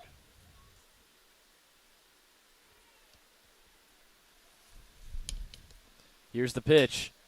This one tapped to Sam Camacho. A run will score. He throws it over to first. And he gets him in time. The run does score, but Camacho picks up the second out on the throw over to first base to Connor Fricke. So the second out comes. Another run scores. 4-5 is the score. Well, wouldn't that have been helpful a pitch ago? You know, he would have been able to roll it up in the middle infield, but fortunately that's not the case. And the run scores as a result. First pitch swinging, and a nice catch in right field for the third out. Marco Polizzi take a bow, saving the lead for the third out of the inning. We'll head to the bottom of the fourth. 2 runs come across, but Marco Polizzi with a diving catch in right field to save the lead for the Thunderbolts. We will head to the bottom of the fourth in just a moment on the Thunderbolts Baseball Network. Patrick Moran, Brian Alves. We'll be right back. The Radial Tire Company on 9101 Brookville Road in Silver Spring specializes in balancing, repair, and installation of your car's tires. The Radial Tire Company has experienced technicians with a commitment to quality service, advanced equipment for balancing and installation, and comprehensive repair options. The Radial Tire Company on 9101 Brookville Road in Silver Spring, a proud supporter of your Silver Spring Tacoma Thunderbolts. Chuck Levin's Washington Music Center at 11151 Veers Mill Road in Wheaton has been serving Washington musicians since 1958. Chuck Levin's is family-run and is famous for instrument sales and its repair facilities for guitars, woodwinds, brass, strings, and electronics. Open Monday through Saturday from 10 to 6. Chuck Levin's Washington Music Center at 11151 Veers Mill Road in Wheaton, a proud supporter of your Silver Spring Tacoma Thunderbolts. Well, the Thunderbolts put 5 across, and Nolan Ross's day is done. Only 2 of those 5 were earned. But with a new pitcher on the mound, the Thunderbolts trying to keep the same exact tempo that they were at before. Henry Lewis is going to be the new pitcher for the Cropdusters. We'll officially close the book on Nolan Ross We'll quickly check out his stats. He won 76 total pitches, and with a total of 6 ERA, 3 innings total pitched, 5 walks given up, 2 earned runs, 5 runs total, 4 hits, 3 strikeouts. Patrick, what's the key now with a righty coming in and all righties outside of Iden Prell? How are you going to attack Henry Lewis? Well, you got to see what he's got. I mean, they were overall, for the most part, seeing the previous arm well, and Lindsey didn't quite have it that day. So I'm kind of curious to see how Henry Lewis can pick it up. Or that was Nolan Ross. Yeah. Yeah, both named Nolan. Yeah, tough. I also looked that up earlier. But yeah, Henry Lewis is going to be the guy, and he's been solid all summer. 4.8 ERA. He's made 7 appearances so far this season, all in relief role. And he's going to have to face a Thunderbolts team that are on it so far today with the hitting. 5 runs so far. They had 4 hits to go along with it. And Connor Fricke will be the first batter he faces. It'll be 2-3-4. Fricke, Polizzi, and Camacho. Well, you never really get to choose when you come into the game, but 2-3-4, a tough way to start. But with a fresh inning, no runners on base. Here's the first pitch. Upstairs to the left for ball number 1. Lewis to Fricke, righty on righty. Fricke is 1 for 1 so far. He's also walked.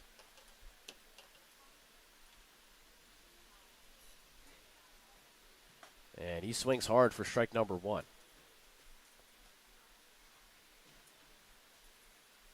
That first time that Fricke was up, he was able to double on a ball that just went perfectly placed in between center and right.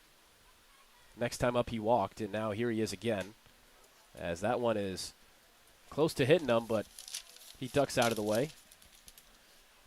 2-1 the count. I'd love to know how Connor Fricke ended up at a small D3 school in Massachusetts and is from Boulder, Colorado. Yeah. That one lands in for a strike. 2-2 the count. Really, when you have the frame that he has and the skill that he has at first base, you got to get offers, and it doesn't matter where that offer comes from. You go take it, and he took that opportunity. Really was, no matter where for him. 2-2 swung on. The play over at third base, thrown over for the out. Fricke with his first outing out of 3 that he doesn't return on base. Sammy Berman threw that over to first base. No issue for out number 1. And Henry Lewis retires his first batter. And Fricke's defense is just so good, too, at first. He's had a couple of nice snags over there. Really has a feel for, the position. It may not seem like it on the surface, but he would tell you that first base defense matters. First pitch to Marco Polizzi is in there for a strike. He's 0 for 2 on the night, but one of those at-bats happened to be one that was dropped on an error that helped him get to second base. He eventually scored. Here's the second pitch of the at-bat. Polizzi held back the swing, but still with the check swing, he gets contact for strike number 2. But you also consider that he had that nice catch in right field. Yeah, he's been all over the place. Making an impact. Making an impact on both sides of the ball.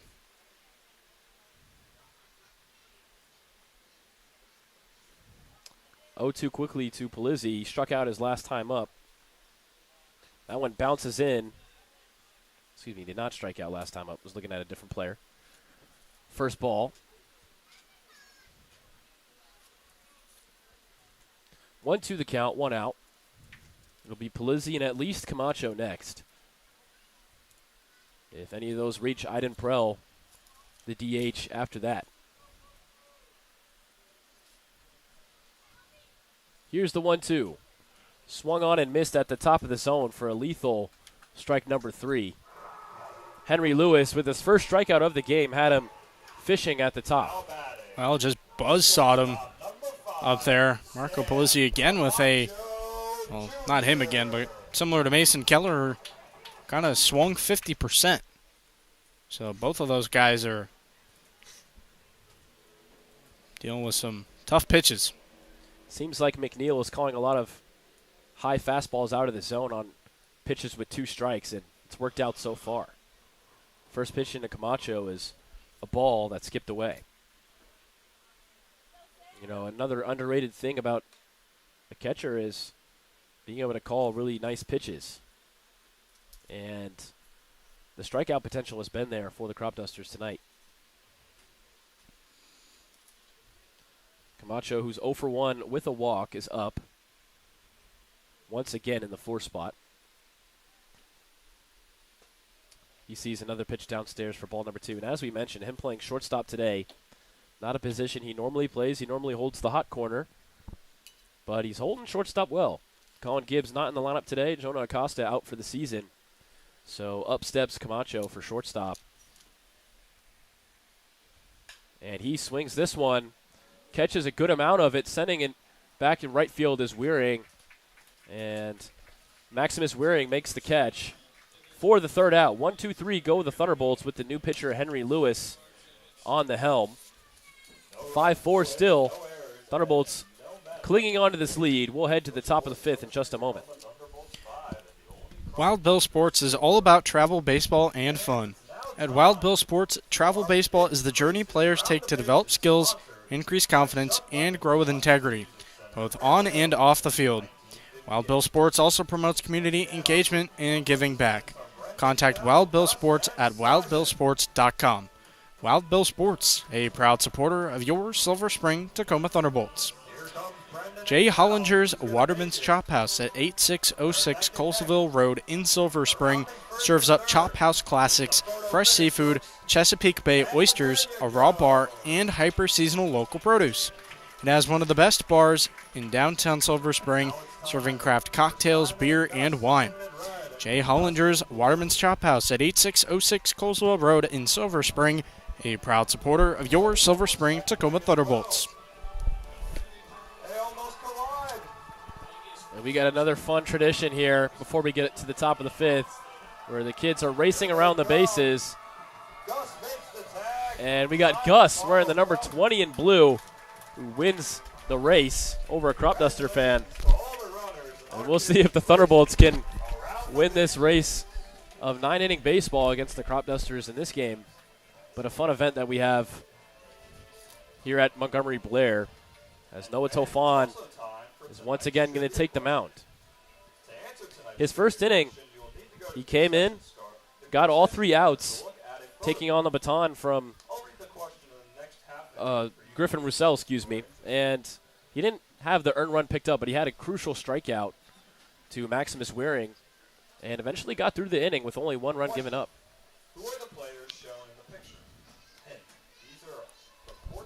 Obviously that run not earned, as that one went to Griffin Roussel. We can officially close his book. We can go look at how he performed so far today. He gave up 4 hits in 3 innings pitched, 4 earned runs, and 4 walks. 2 strikeouts to go with it, and 59 total pitches. But now Noah Tofan will be solely responsible for his game going forward. He's going to face Brian Scott, Owen McNeil, and Kanan Kriefel in 6, 7, 8 of the Thunderbolts, of the Cropdusters lineup. We'll see how he fares. Brian Scott coming up to start us off. He had a single and a walk. Hasn't been able to produce an out yet against him. We'll see if Tofan can produce that first out against him here today. 5-4 is the ball game. Cropdusters creeping back into it.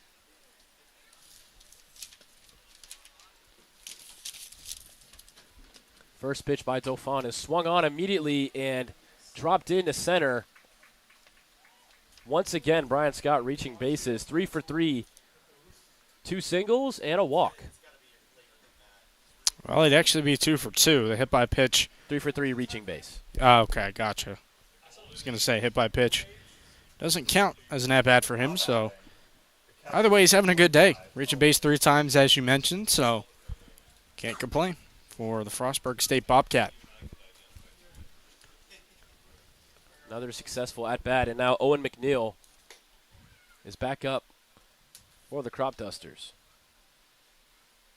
He's a guy that is batting left this at-bat, but he can switch hit. So with Roussel gone, now he switches over to that left side. That pitch is upstairs for a ball number 2.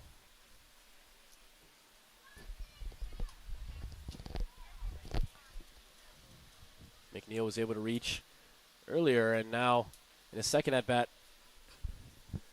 was not able to. He's 0 for 1 on the day officially, and he swings past that one.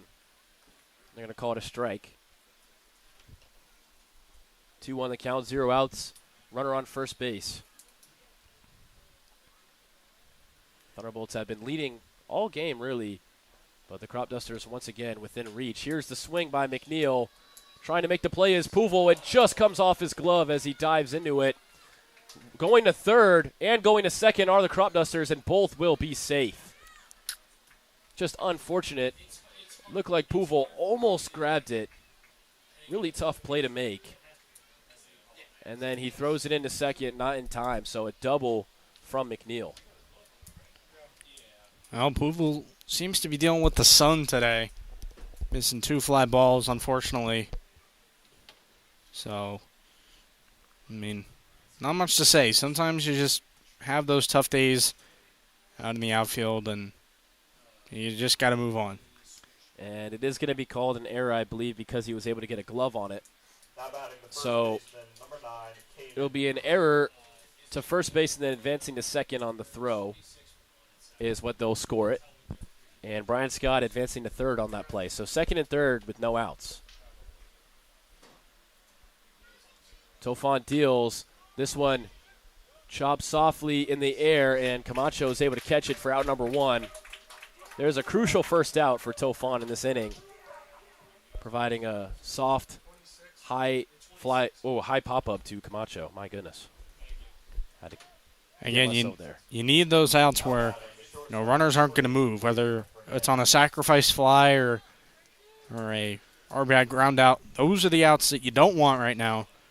And having a infield pop-up to Camacho really helps. So with Patrick Gosden pinch running, actually, looked like he came in just now, but it'll pass it off to Kanan Kriefel. So Gosden is pinch running for McNeil, and Kriefel was the one who popped out the shortstop. That makes more sense, as Gosden would be the designated runner. Yeah, he's going to be the courtesy runner for Owen McNeil. In case you don't know, the catchers in the Ripken League get that privilege per game. So now a second ball to Hernandez. David Hernandez 0 for 1, but again, a lot of these guys reaching off of some type of hit by pitch or a walk. It's been an unlikely game for sure. Not many conventional hits in this one. That one inside, gets away from Kelleher, and a run is going to score. It wasn't the worst pitch from Tofon, but Kelleher just wasn't able to bring it in. So a tie ball game just like that. And advancing to third is Patrick Gosden, who's doing the pinch running. Now in an even better spot to take a lead if you're the Cropdusters. I'm sure our fan in the chat is loving it. Next pitch to Hernandez misses for a ball, and with that, he'll head to first base. Cropdusters just finding any way to get on first base, whether it's on any hit or whether it's on an error or on a walk. I mean, that pitch looked pretty good to me. It might have caught the outside part of the plate. But got to respect the zone. You can't head tap in the Ripken League yet, but you never know when that'll make its way to the summer circuit. 1 out, runners on first and third, and the top of the order back up once again. Sakai Hawkins hits this one high in the air. Thunderbolts scurry over to the left-hand side to try to make a play, but it just lands on top of the dugout for the Cropdusters. for a foul ball. Quite literally, just plunked it right on the roof. You had Kelleher, Tofan, and Cutney all giving it a look. Nolan Cutney, who's playing third base, really hasn't seen too many balls go his way so far. I mean, of course, I say this. I'm sure one will happen now. What do you know? It goes right by Nolan Cutney. It'll score a run. And the Cropdusters have their first lead. I have some type of announcer's jinx. This is unreal. Teed up. Yeah, you pretty much teed it up. Cutney had that one go his way and hit a little bit too hard for him to scoot over and make a play. And your announcer jinx is inevitable. I'm taking myself over Aaron Judge when we're talking about the bat. We had this discussion earlier. At this point, yeah. So the RBI goes to Zakai Hawkins, who reaches base once again on the single. The bases are loaded for the Cropdusters. It's 6-5 Cropdusters. They've scored really similar to last game, Patrick, you were talking about, just chipping away. They've scored 2 innings with 1 run and 2 innings with 2 runs. The second inning with 2 runs is this one that they're still building off of. That pitch fouled off by Cade Walter. And with the bases loaded, Cade Walter, who's 2 for 3 on the day, the last guy you want to see. No doubt about it. And if this gets out of hand, this would be one of those Cropdusters offense blitzes you innings, which is the last thing the T-Bolts would want in this spot. Here's the pitch from Tofan outside. Well caught by Mason Keller. 2-1 the count. And Cade Walter has played in 28 games this season. Really been a guy that you can count on in this lineup. 325 average, 2 home runs, 26 RBIs. He's up there with the best of the best in this league. Robert Kelly being up there from the Braves, still holding control, but Cade Walter not too far behind, but he strikes out. Tofan got him swinging for strike number 3. And there's the second crucial out of this inning. 1 more to go. Maximus Waring back up for round 2 against Tofan. I'm surprised Cade Walter just swung through it. He's normally someone who's jumping on those pitches, but didn't get it there. And at a very convenient time for Silver Spring Tacoma. Yeah, Cade Walter first in walks and 5th in RBIs. Strikes out there. Big time strikeout. He only had 18 on the season coming in. And now with 2 outs, the bases are still loaded for Maximus Waring.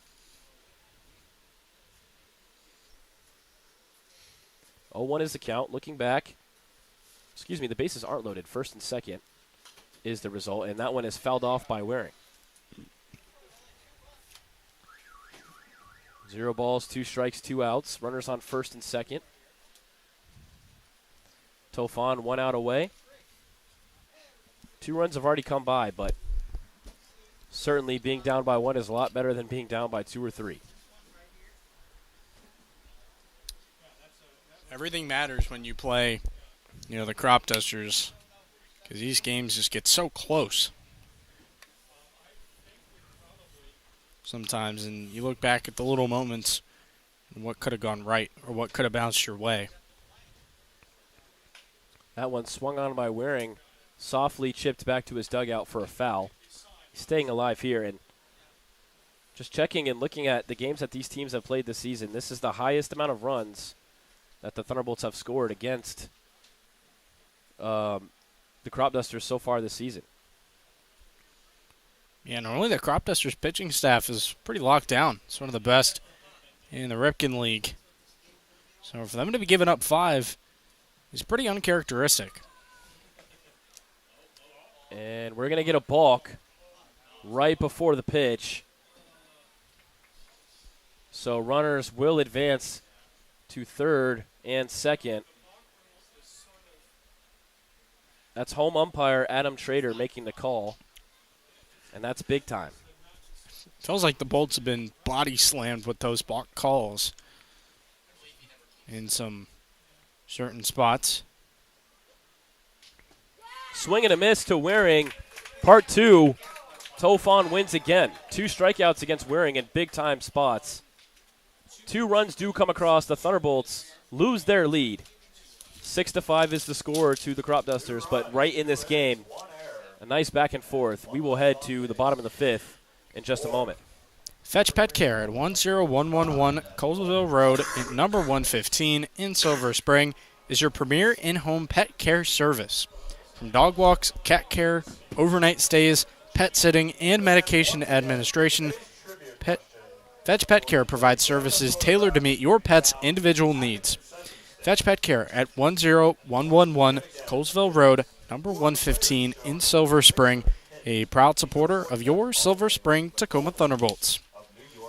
The Tacoma Torch, founded in 2019, brings laughter and a sense of fun to residents in Tacoma Park and the DMV.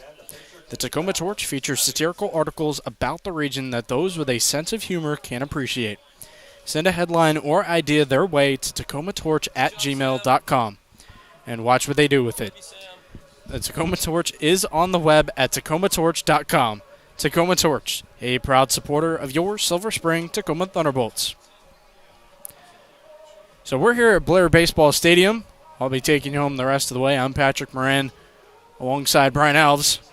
He did a great job providing the play-by-play the first half of this game. It is now 6-5, the Olney Cropdusters. You can see the line score there.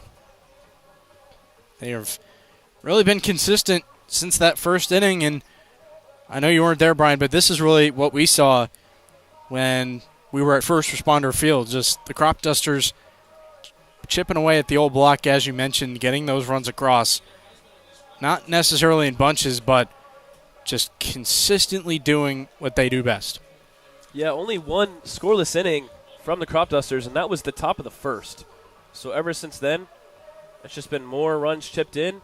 Every time the Thunderbolts seem to take away more runs, the Cropdusters match it with just as many. And now 6-5, the Cropdusters rightly lead this ball game.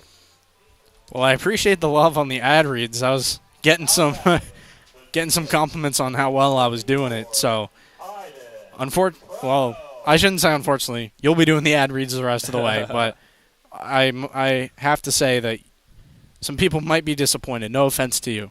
We'll see, man. They've never heard me. Well, no, they probably have heard me read some ads. I read some great ads. You do. You got a good voice.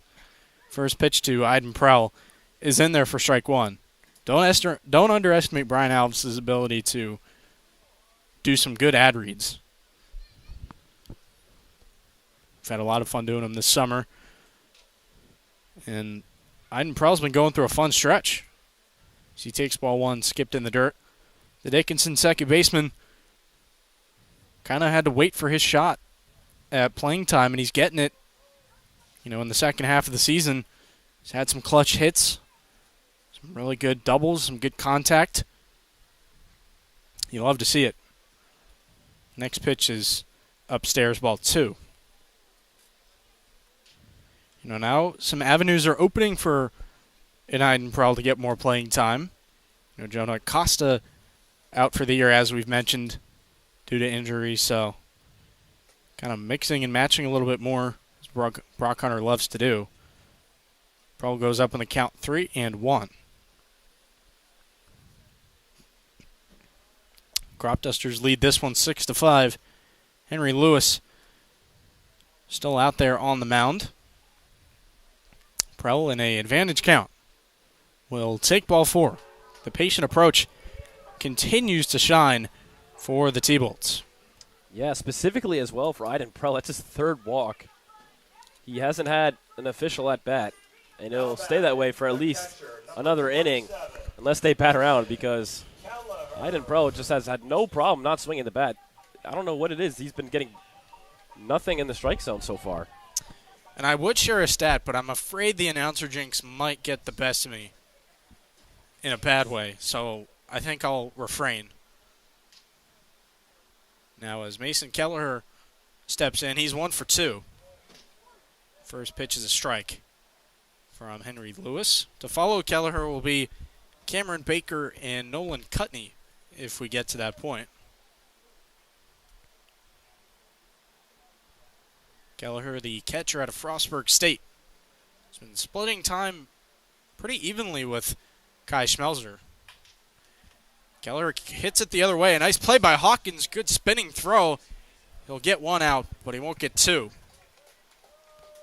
So much composure from the second baseman Hawkins to even get the lead runner. And now Gallagher and Prell will swap spots. Yeah, that was just showing off the athleticism. He catches the ball, completely turns around, does a 180, and gets the lead runner at second.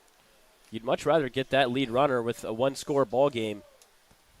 Wasn't able to get the double play, but I don't think that was ever an option with how hard that was hit.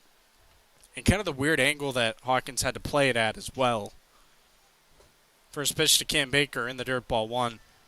Owen McNeil, you can see the pants are very dirty. Or maybe not at home, you can see that, but you can tell up in the press box that he's been put to work behind the plate.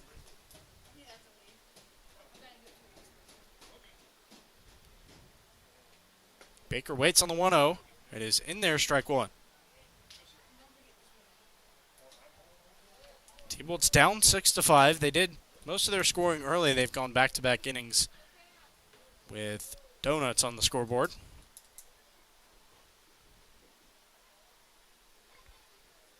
We're going to break that streak here in the bottom of the fifth. That is going to skip away from McNeil. Kelleher thought about going to second, but he will refrain for now.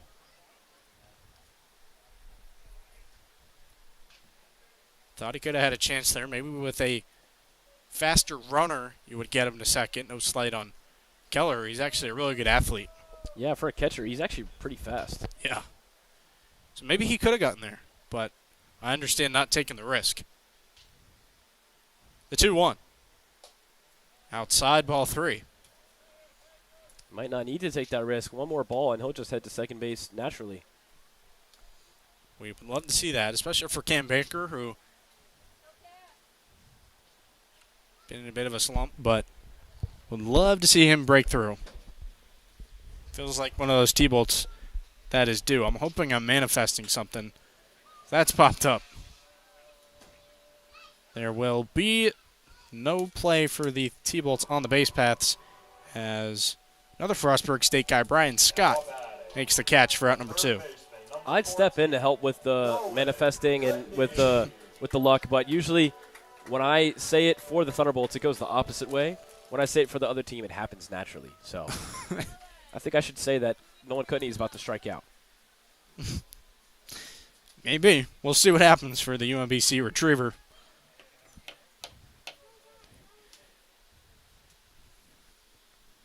As he waits on the first pitch, it's outside ball one, and Cudney does have something in common with Brian Scott, who we just mentioned, and Mason Keller on first base. They are all in the Maryland Public College System. I forgot the official term, but UMBC, Frostburg State, all schools that are state schools here in the great state of Maryland.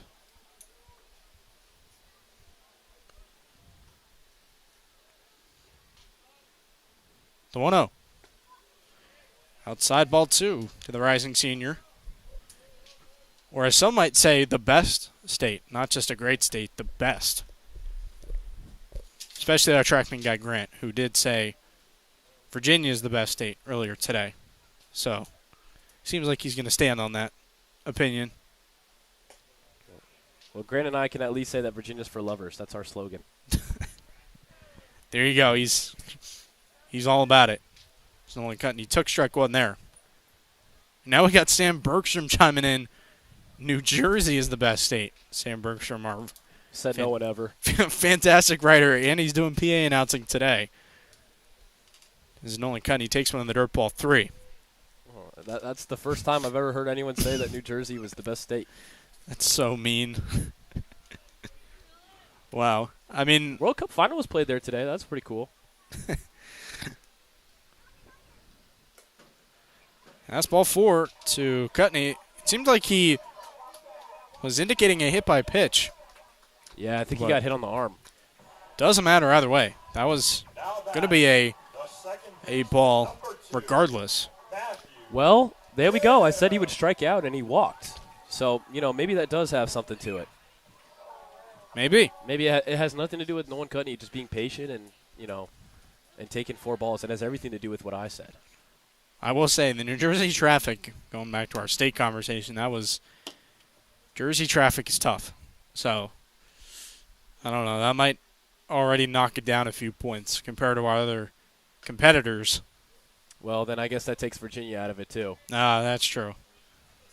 Ball 1 to Matthew Kim there, who, speaking of Virginia, is from Virginia. He went to McLean High School.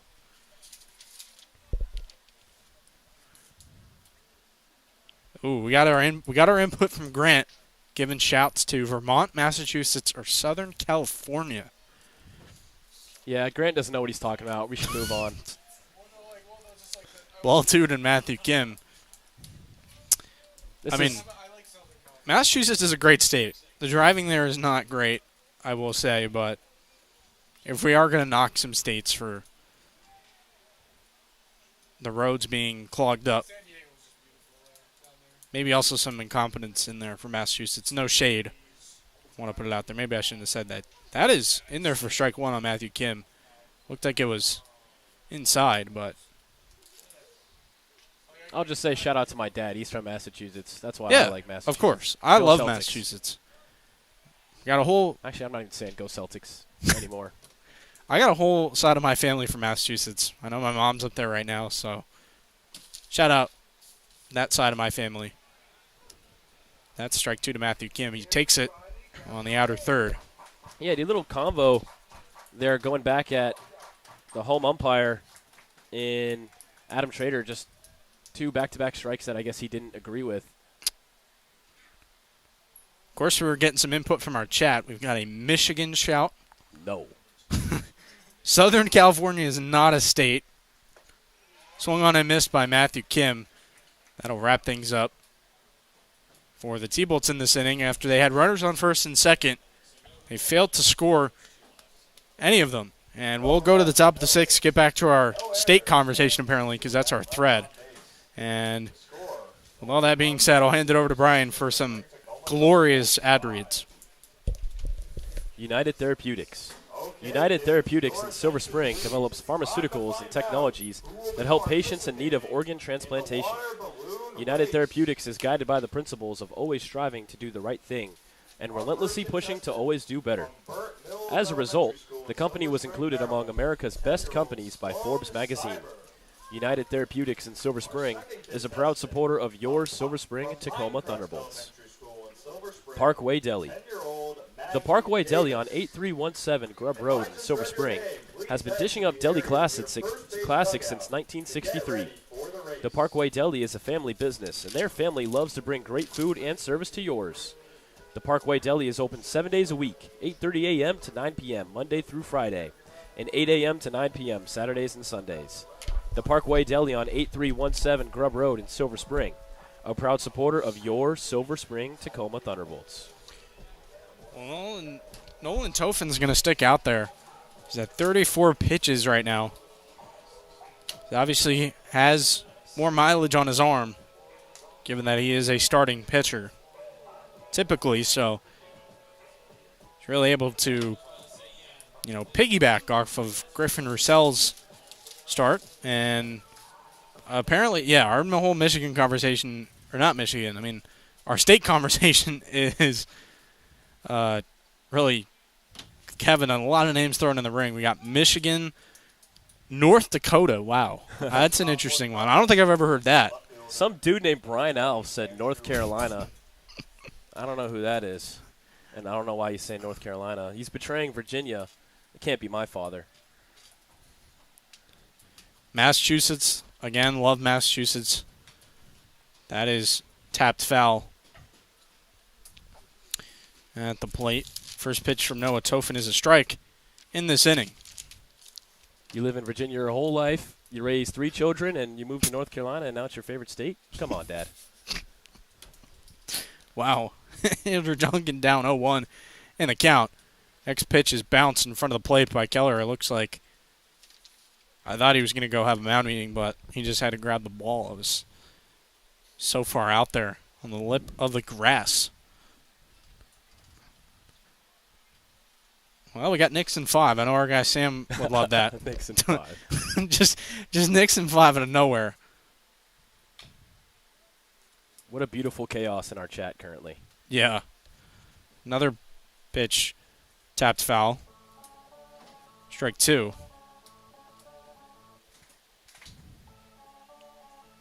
Yeah, as Sam Bergstrom just mentioned, Josh Hart, who won the championship with the Knicks, was from Silver Spring. So, congrats to him on winning a title. Oh, yeah. More New York love. Or I guess our first New York love of the day. Pitch was inside. Ball 2. You could definitely argue New York if we're being serious. Yeah, it genuinely, went to New York City. Unbelievable. And just, kind of leaks into the greater state overall being fantastic. That is hit hard. Sam Camacho on a backhand. Can the glove pay off? It will! Sam Camacho Jr. take a bow. Because what a play that was, deep in the hole. Able to fire it across the diamond and get him just in time. Connor Fricke on the back end, making the pick to complete out number 1. I'll say it again. That's a Golden Glove type of play from Camacho. This past week, he's really turned it on. And I guess it's just because he's had more plays to make than usual. But at third and at short, it doesn't matter. The glove is there. And unfortunately, they don't do Golden Glove here in this league. But Yeah. he would definitely get some shouts from some of these opposing managers looking at these plays like, my goodness, we should have a guy in first. Well, he should be getting love from his own coaches. That is outside ball 1 on Sammy Berman, the switch hitter. Or no, not a switch hitter, pardon. Just right-handed. Well, I think usually in the voting process, you need to at least get a lot of coaches to vote for your guy as well. I'd be curious in the criteria, especially because of the All-Star game and stuff. That pitch skipped in there. Hits off the glove of Kelleher for ball 2. I'd love to know how the voting system works. I wish I did. And maybe I should, considering that I've been with the Ripken League for quite a bit now, so maybe I'm not doing my job, but I'll have to dive into that at some point. That's hit up the middle. No one's able to get there. Sammy Berman just splits the gap between Matthew Kim and Sam Camacho.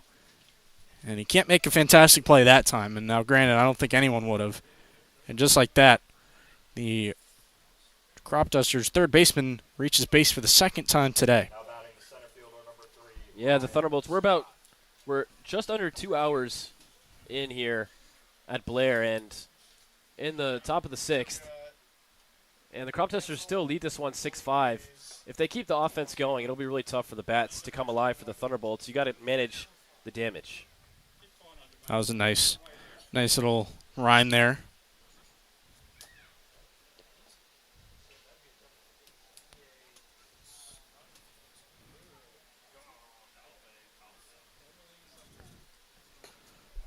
Next pitch is upstairs, ball 2, and Kelleher tried the back pick, no good.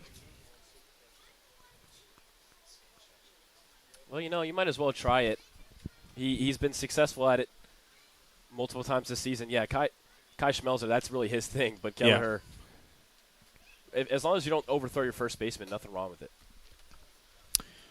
Next pitch upstairs 3-0, and those two have to me, when Kelleher tries to do the back pick, it kind of says that he's collaborating with Kai Schmelzer, and maybe those two are taking advice from each other. I mean, they're only 1 year apart in age, so. Game respects game. Exactly. Strike 1 into Brian Scott. Kind of had to get that pitch over from Noah Tofin.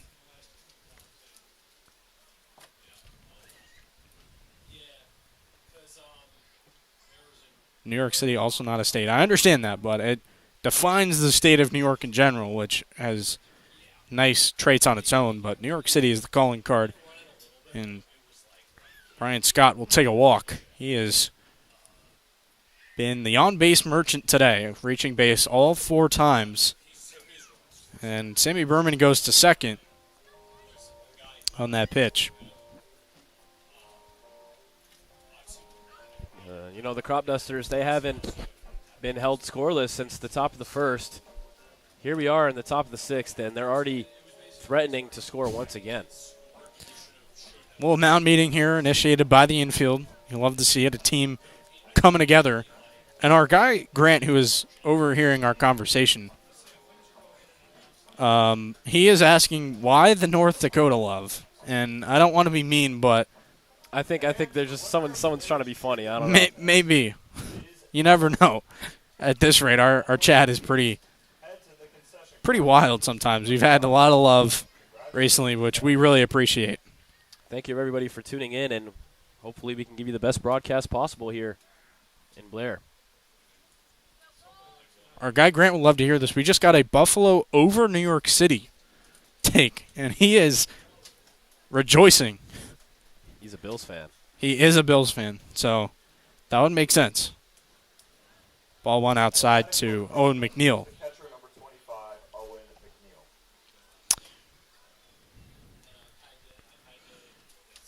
I will say, though, New Jersey, I know that New Jersey's kind of a run to the litter in some senses. I don't want to be mean there, but they got Princeton. Princeton's nice. Is a back pick from Tofin is no good.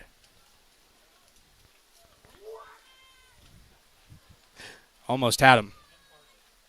Sam Camacho in a new role at shortstop, still able to go back to second and try to make that pickoff play. And Tofan was so close to getting him. Seems like he hasn't missed a beat on defense. He has not had any, real mishaps. As McNeil did go on the swing, evening up the count to 1-1, and just like that, sticks are on the board. You got Brian Scott on first, Sammy Berman on second. Some short kings out there. Chill. The 1-1. It's tapped foul. I mean, what? Do you have an issue with the short king terminology? I was trying to give them some credit. Count goes to 1-2.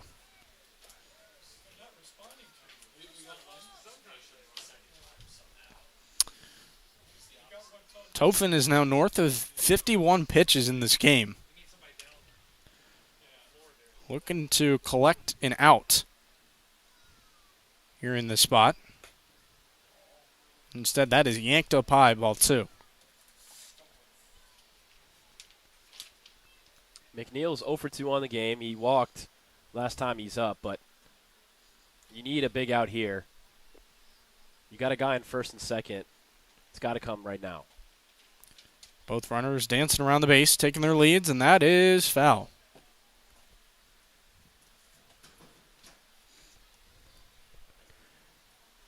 So potentially the T-Bolts are hoping for Tofin to complete these following 3 innings behind Roussel, and then you dip into your more traditional reliever pool with some of your trusted guys. I was going to say Matthew Calabrese, given how fantastic he's been all season, but he's another multi-inning guy, and we just saw him pitch in the loss to the Southern Maryland Senators. And now the count runs full on McNeil. I think if he is able to retire McNeil, he'll stay out there for that final out. But if he walks him, this might be his last batter. Well, there's no activity in the bullpen, so this is Tofin's inning to get. And a great save by Keller that had trouble written all over it. That got to the backstop. So now the bases will be juiced with 1 out for the Olney Cropdusters. As good of a spot as they've had all night to potentially break the game open. They're going to call upon a pinch hitter.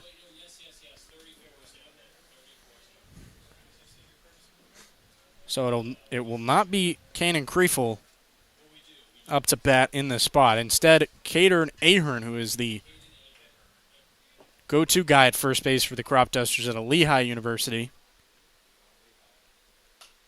That's popped up. Goes out of play, though. Strike 1 on the big first baseman pitch hitting in this spot. You'd have to assume going into the field, there's no problem with the defensive, alignment. He's just going to go play his natural position. Although he's actually a two-way player listed on the roster.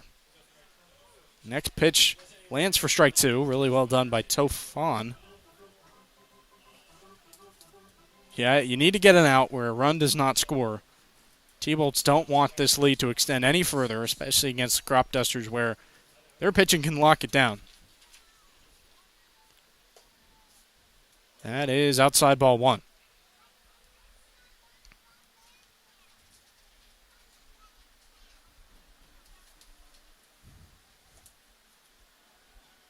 North Dakota is better than New York City. I can't disagree. Wow. That's a crazy hot take, because that's swung on and missed strike 3, so the bat a little too cold for Ahern in that spot, and Noah Tofan racks up a crucial second out. Seems like every time Tofan has runners on base, he just gets into another gear. It's almost like he needs a guy to get on base for him to really load in and shut it down. But every time he has guys on the base paths, he really is at his best. Maybe it does help him get a little bit more focused. You never know. That is lined up the middle, though, for a base hit. Played on a hop by Cameron Baker. Throws it in quickly, keeping the runners where they are. And just like that, it is a 7-5 ball game once again. The Cropdusters, death by 1,000 paper cuts, and Brock Hunter will, in fact, make a call to the bullpen. Yeah, it seems like, eventually it just felt like it was time to take him out. With how close this game is, now 7-5, you got to get one more out.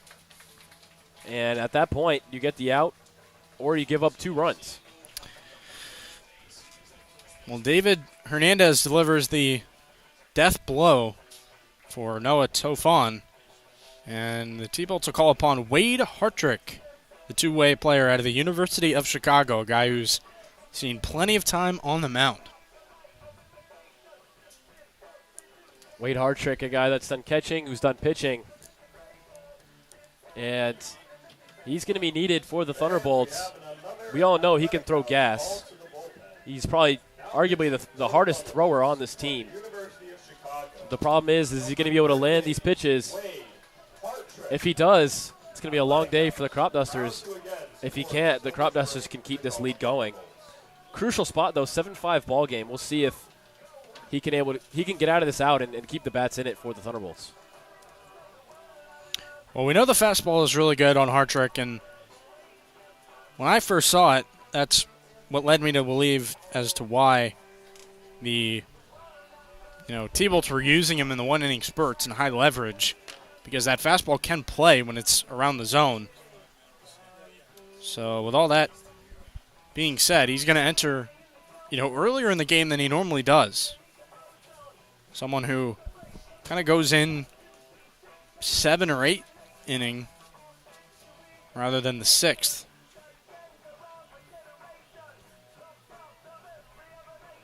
So a whole different perspective for him.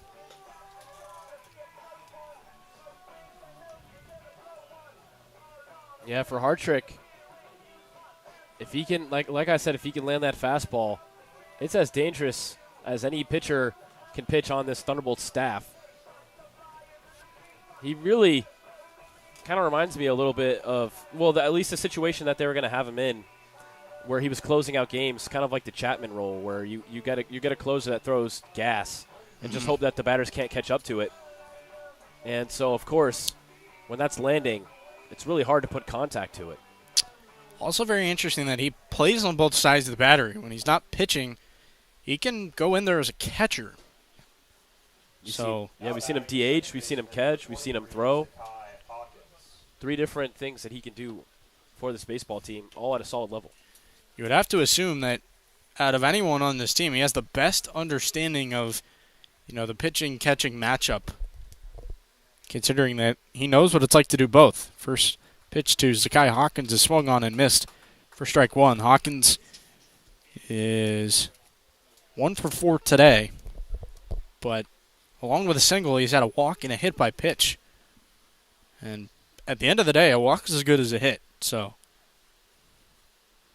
that is what the old heads would tell you, is that is popped foul. Yeah, with, the Red Sox getting to 13 wins in a row, I've been watching a lot of their games recently, and they've been their broadcasters have been talking about Moneyball. In terms of getting on base, that's the key. It's a walk is just as good as a hit. Yep. I feel like I'm due to rewatch that movie sometime soon. It's a great movie. You About gotta the Oakland A's. You got to see Brad Pitt point towards Jonah Hill. What does he do? He gets on base. That sails to the backstop. Keller not able to get a glove on it, and Brian Scott will score. Well, there's an example of when that fastball does not land, and it's scary because you duck down as a hitter, and just like that, the ball went away and a run scored. That goes back to the take what you're given type of mantra, and that is what the Cropdusters did. Archer kind of coming into a tough spot. Not easy to, enter a situation that's not your own. That swung on and missed by Hawkins. He does go down swinging on that pitch.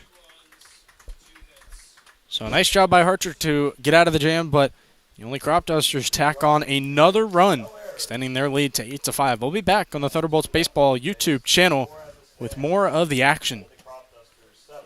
Sky Point Federal Credit Union. Sky Point Federal Credit Union, they make banking simple. Sky Point believes banking should be easy to understand, personalized, and focused on making the community a better place. Whether opening your first account or planning for your future, Sky Point has the financial tools to help you hit it out of the park. Sky Point Federal Credit Union, they make banking simple. Visit Sky Point's branch in Silver Spring. More at skypointfcu.com. Federally insured by NCUA and an equal housing lender. Ben Norkin Architecture. Ben Norkin of Ben Norkin Architecture at 7204 Trescott Avenue in Tacoma Park, Maryland, helps people turn their dreams into their new forever home. Whether it's a renovation, addition, or a new home, Ben will assist you in picking colors and finishes. He'll explain building codes, zoning requirements, and materials that stress energy efficiency.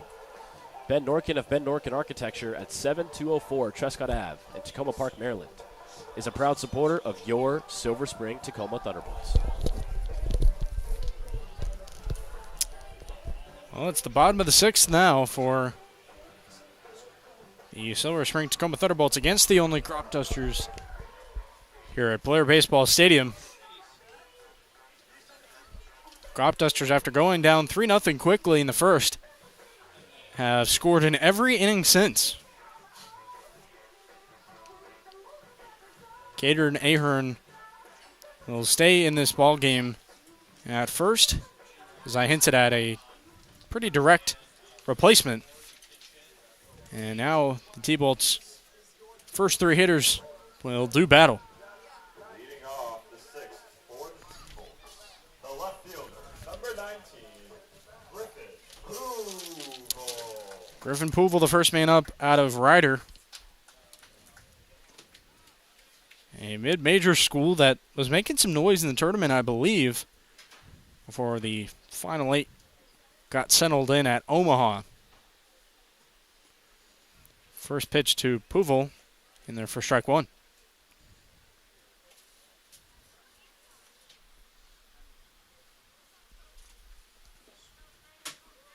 Poovel, a rising senior, spent all his time at Ryder after graduating high school. Sounded like he snapped the bat, and it'll go foul as a result. Yeah, he'll switch out that bat. Yeah. Don't want to swing that again. I would think so. I know we already had one broken bat in this booth earlier in this game. But Poovel will exchange the lumber. We'll go ahead and grab a different bat. Poovel 1 for 3 tonight. Had a single in the bottom of the second. He'll take ball one in the dirt there.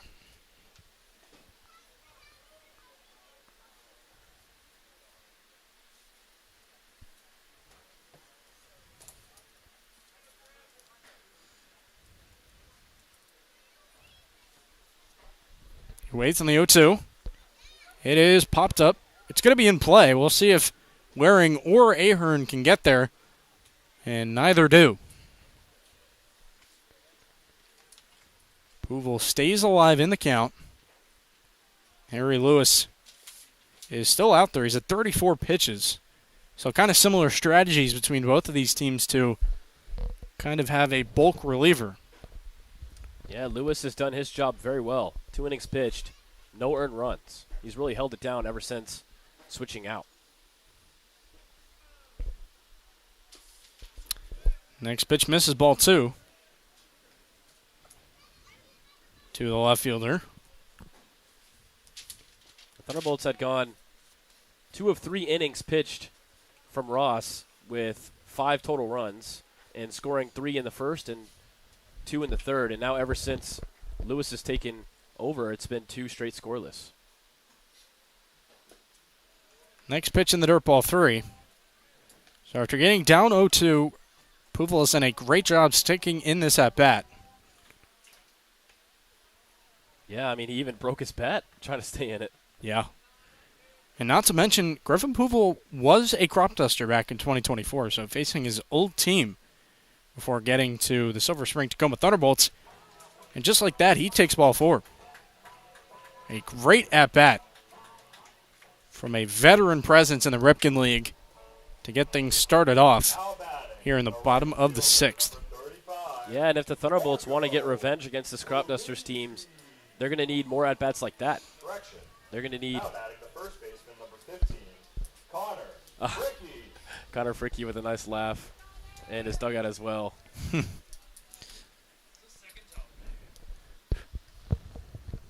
Fricky waits on the first pitch.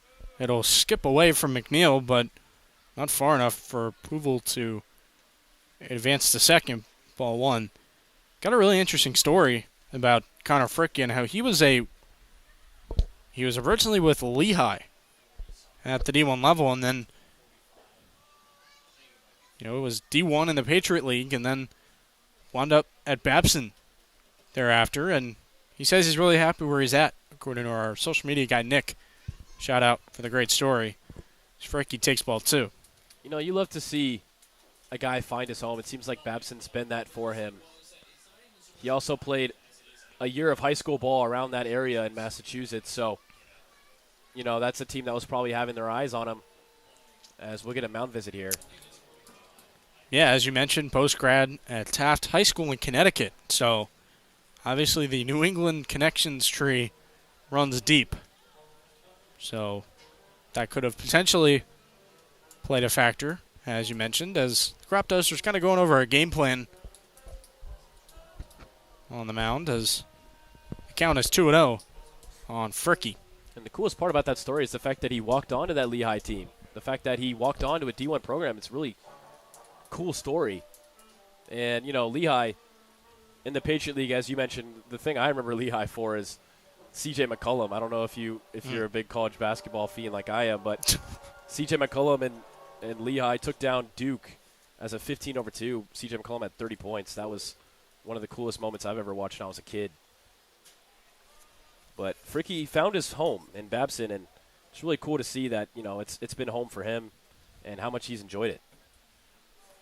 Well, Mark Stingray is jonesing for more insurance, as that's Dusters. popped up to right field. Max Waring making a nice running catch on the liner, collecting out number 1 for the Crop Dusters. Now batting the right fielder, number 35, Marco Polizzi. Now it'll be Marco Polizzi's turn. The outfielder out of Millersville, D2 in the PSAC, who got here late to start the season, and Puvol's off. He got a great jump, so he is going to be at second easily. He even thought about third on the overthrow from McNeil, but he will stay and stand pat. Well, with Puvol, who's leading off for the team tonight, he is leading off in place of a guy like Gabe Pegues, a guy like Acosta, who aren't in the lineup tonight. Acosta done for the season. Pegues getting an off night. You still got to maintain the speed and the stolen bases that they, leave with that leadoff mark, and he's picked off right where they usually fill in.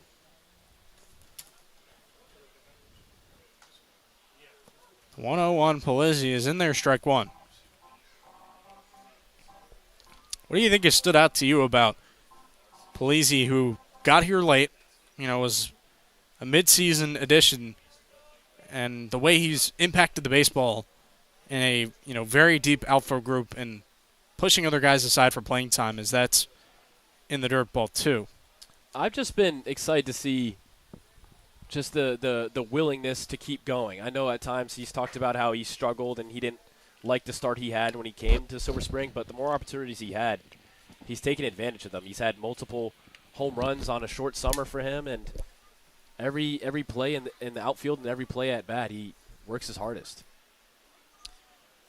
Pitch in the dirt ball 3. Owen McNeil able to block it. One of my favorite moments of the season was when he hit a home run and we had the Marco Polo home run call. That was pretty cool. I forget if that was your call or my call. I believe in Bethesda. I think I had that one. The guys on the guys in our media team always say that I get to call all the home runs, but I plead the fifth.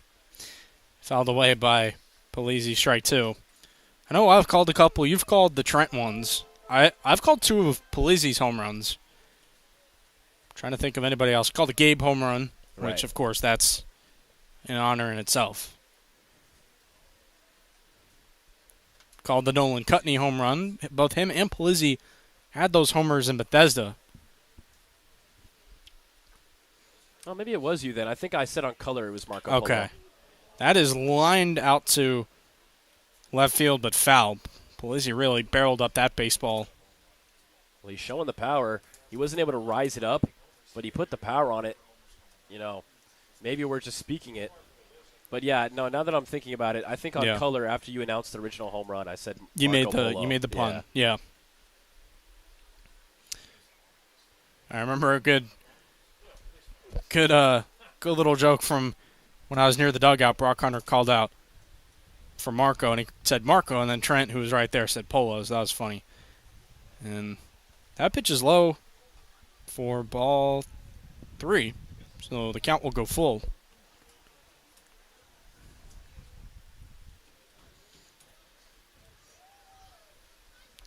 We're all about the puns on the media team, whether that's socials or the broadcast. That is hit past a diving Ahern. Marco Polizzi gets the job done. That ball sits in right field for Max Waring to pick up. And Griffin Puvel, who had the motors on, rounds third and scores to make this game 8-6. And the Thunderbolts finally break out of that lull that they've been on since the bottom of the third. 3 innings later, they get their run. The only problem is that ever since then, Olney's been dealing in spurts. 2 runs each inning in those 3 innings. But with that run, they're down 2. And with a runner on base, Camacho could be the tying run. Well, he's the tying run at the plate, and he had that homer against the Cropdusters on July 15th. See if he can do it again. A little bit deeper of a ballpark. First pitch he looks at is a strike. Yeah, Camacho, that 2-run shot was just for really morale at the end of that game. That game was already pretty much decided, but this one is tight. This one is 8-6, and a 2-run shot would mean the most here. Especially as you get later into the ballgame, as Camacho catches that out in front. It's going to fall in front of Brian Scott. He drops it. Marco Polizzi's going to go to third, and he is safe on a smooth slide. And runners are at the corners for the Silver Spring Tacoma Thunderbolts. They are back in business. And you know what? That's A-tier base running right there for Marco Polizzi. He simply just looks over, checks on the throw, realizes that the ball was slightly dropped, and that slight drop is enough for you to continue that momentum and keep going. He paused for a second and then realized, hey, I got a chance for third, and he made it done. That's just really heads-up baseball on the base paths, and you don't want to look at the baseball too long before you kind of get caught up. But Polizzi got the right look, and he took off with confidence. And as a result, he's 90 feet away from home. He would bring this game within 1 if he scored. Henry Lewis's day will be done on the mound as the T-Bolts looking to tie up this ball game and potentially retake the lead. Adam Leader is going to make a pitching change for Carson Kelm. And we were talking about Lehigh University in Pennsylvania with Connor Fricke. Here's an arm that is committed to Lehigh University in the Southpaw. Yeah, so that's another Lehigh guy as well, because they have a Lehigh guy in the batting lineup today too. So there must be a little bit of a tie there, and in a way that they're able to recruit guys over to the Cropdusters. But every team has their pipelines. You know, as coaches and managers get friendly with each other, you build those connections, and maybe you reach out to those coaches. Hey, can I steal some of those guys? I promise I'll take care of them, and hopefully they don't get injured. Well, that's one way to go about it. Guys seem to kind of circulate in the Ripken League, and athletes who play really like to come back, and sometimes they'll switch teams. So Henry Lewis, after 48 pitches, his day is done. Line still open on the previous arm for the Cropdusters, Henry Lewis. After Nolan Ross gave up 5 runs to start this game. And the T-Bolts have a lot of righties in this lineup. Brock Hunter has a lot of confidence in his guys against Southpaws. So Carson Kelm, who is really good, is going to go to work against the lineup that knows how good they are against a player of his archetype. He's had 5 appearances out of the bullpen, 7 innings, a 1.29 whip, and 6 Ks as a result. I mean, we talk about, this being the highest run total that the Thunderbolts have put up against the Cropdusters so far. They played 7 games previously. In this 8th game, they reached their highest run total. The Cropdusters only give up just under 5 runs a game. The Thunderbolts now at 6 runs. They're still going to need to score more to win this game because of how dominant this Cropdusters offense is. But you have an opportunity right here with 1 out, a runner on third and a runner on first. You got to tie this ball game, or at least chip in 1 more run here in this inning. Last time out for Carson Kelm was against this Thunderbolts team on the 15th. He went 1 inning, gave up a hit, no runs allowed, and struck out 2. And right as the fire truck is departing, doing what they do, very important in society. So all the credit to them. Iden Prell's going to get the left-on-left matchup. You would assume this is why the Cropdusters summon a left-hander to face the only lefty in the T-Bolts lineup. As Prell takes strike 1. And Prell has had a quiet day in the best way possible. He still hasn't recorded at bat with 3 walks. He's been DHing, so silent but deadly so far tonight. He takes one downstairs for a ball, and in 2 of those walks, he came around to score. So walks really can end up hurting you. As Prell waits on the 1-1. He lines it right to the shortstop, Hernandez. Got good wood on it, just hit it right at somebody. And that's out number 2 here in this inning. Yeah, just unfortunate if you hit that a little to the left or a little to the right, that goes through for an RBI. But, it happens. Sometimes when you get out, it's tough to put yourself in a position to be still proud of that at-bat, but that's still a good at-bat from Iden Prell. It was a good swing as well. Sometimes as a baseball player, it can be really hard to look at the results, but you have to think about the process. First pitch to Mason Keller, in there for a strike. As the T-Bolts have runners on second and third, they're down 8-6 in this game.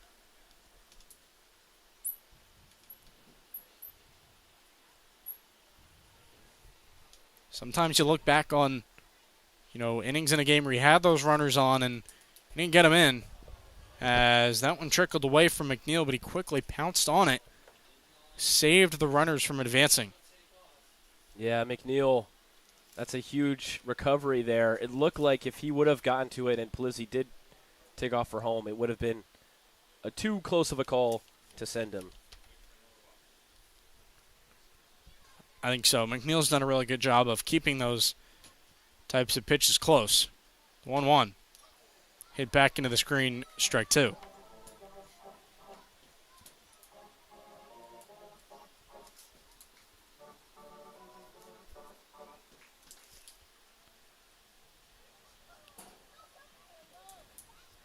Lewis still responsible for the runners on first and third, so his night is not over yet.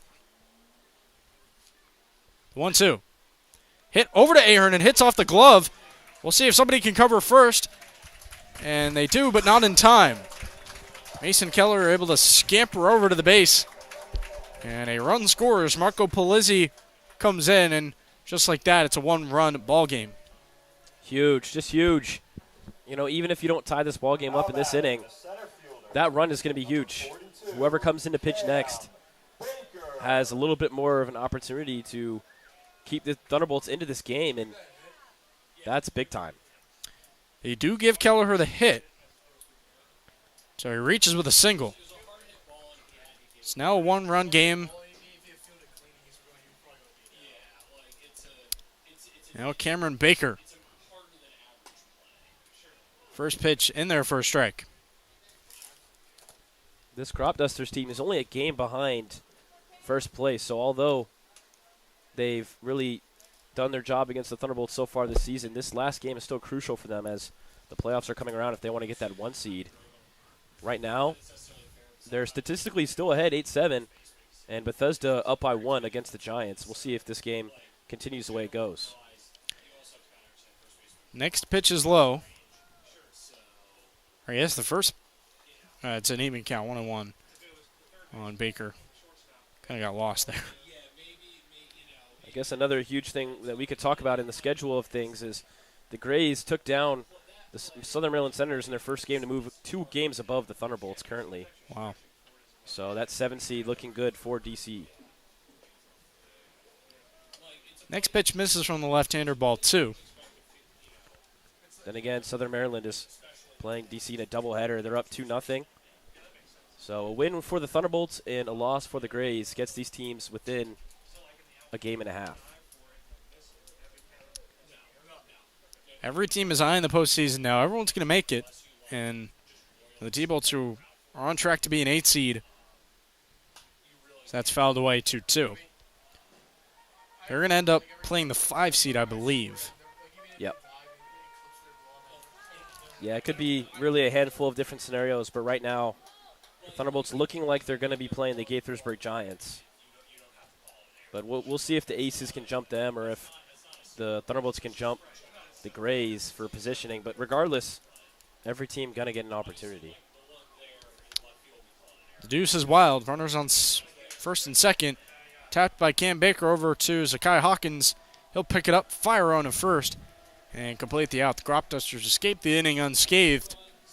Or they did get scathed. They gave up 2 runs, but they're still going to hold the lead as they go to the top of the 7th. Brian will bring you a word from our sponsors as we get the water balloon races going here at Blair Baseball Stadium. AFI Silver Theater. The AFI Silver Theater and Cultural Center in downtown Silver Spring presents the best in American and world cinema. They show classic American mysteries from the black and white era, as well as the most modern digital content from around the world. The AFI Silver Theater also features filmmaker interviews, panel discussions, musical performances, and more.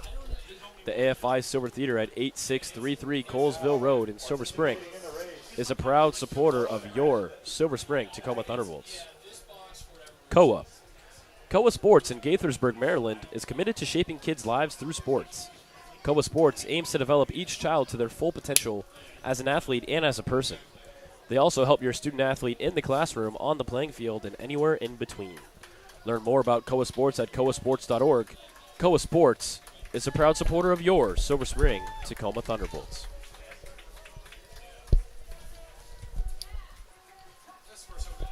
So the water balloon races are well underway here at Blair Baseball Stadium in Silver Spring, Tacoma. Now the T-Bolts will take the field after giving way to a great mid-inning event. They'll suit up to take the field in the top of the 7th. It's about as consistent as you can get from the Olney Cropdusters in this game, scoring 8 runs on 9 hits. T-Bolts have 7 runs on 7 hits. Both teams have committed an error officially in this game. Wade Hartrick will stay out there. Only threw 4 pitches in the top of the 6th. He is the third arm that has been used today for Silver Spring Tacoma.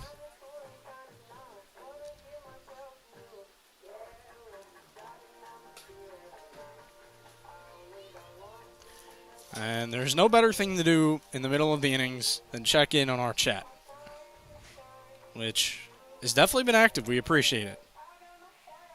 It's even more interesting now that, you know, we got the usual Silver Spring Tacoma fans, but there's also an Olney fan.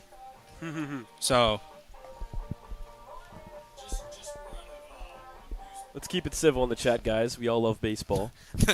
that's a good way to put it.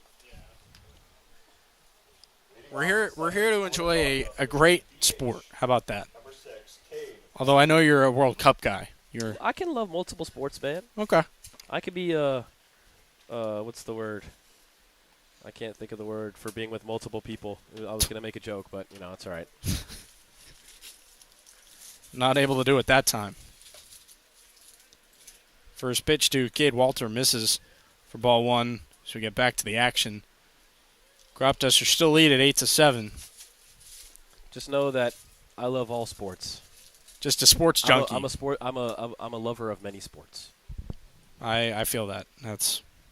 I agree. I love enjoying all types of sports.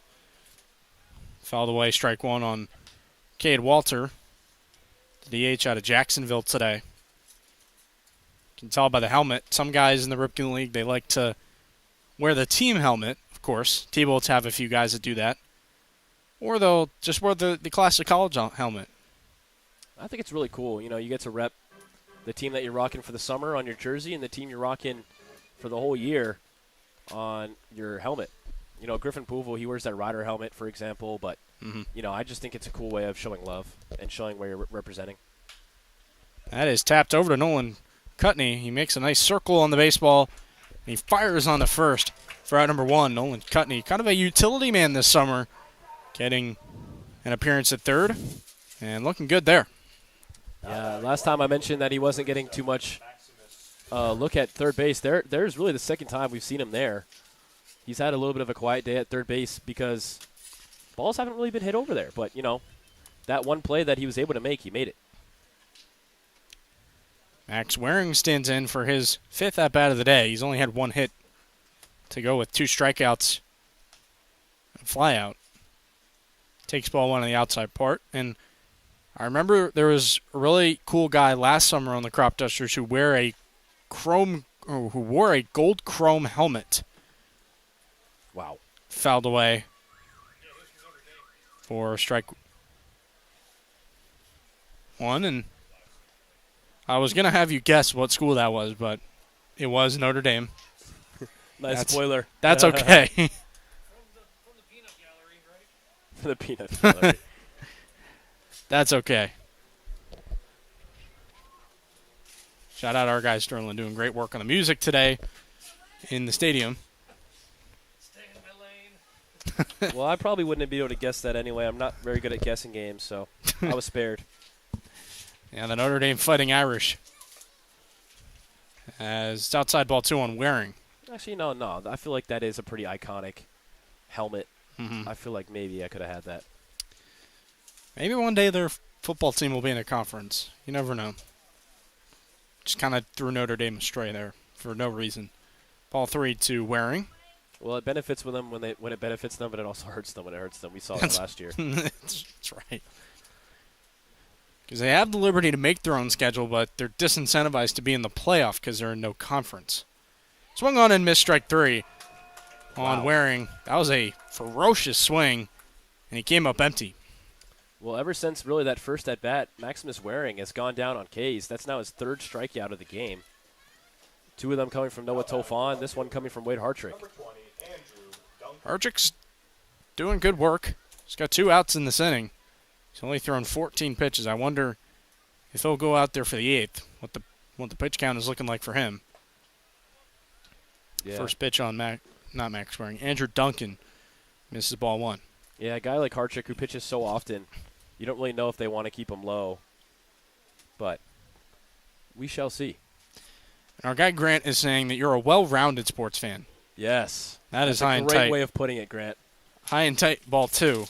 Our TrackMan guy Grant always knows what to say. He's never wrong. Good for him. Would you say you're a hockey guy, or you like watching hockey? I like the sport of hockey, but I don't watch it enough. Well, Duncan hit on the helmet there. Luckily, he seems to be okay, and that's why I wear a helmet. I'll say it over and over again. I think it actually caught his shoulder, which honestly might be even worse. Either way, not a fun way to go to first base, especially from Wade Hartrick, who throws nothing but gas. Yeah. Now batting the third baseman, number 5. So Duncan's going to take his base. He won't be replaced, thankfully. Glad that he was able to take the hit by pitch okay, and now it's Sammy Berman's turn, who's 1 for 4 today, or 1 for 3, pardon, with a walk and a single. First pitch, and there's strike 1.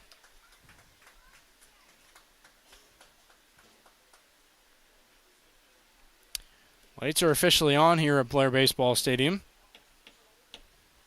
Gotta love it. The mood is set. Might have caught the outside, but not called by Adam Trader.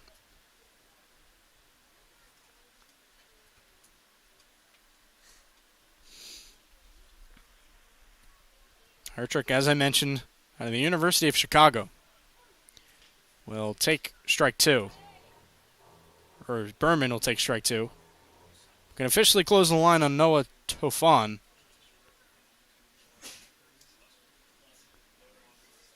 He went 3 full innings, so credit to him for doing the job, as that's popped up foul.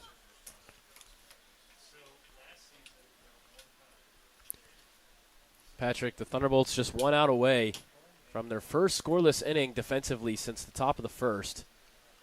How huge would that be in an 8-7 ball game for the Bats? Let's see if Wade Hartrick can do it. Very. Tofan actually gone 2 2/3 today. Once again fouled off by Berman. Tofan 2 2/3, 5 hits, 4 runs, only 2 of which were earned, 3 walks, 4 strikeouts, on a total of 61 pitches. Hartrick is officially gone 1 inning combined, a total of 3 outs. He's going for 4 here in this at-bat. And Berman keeps fighting. He's had 3 foul balls, most of them coming with 2 strikes.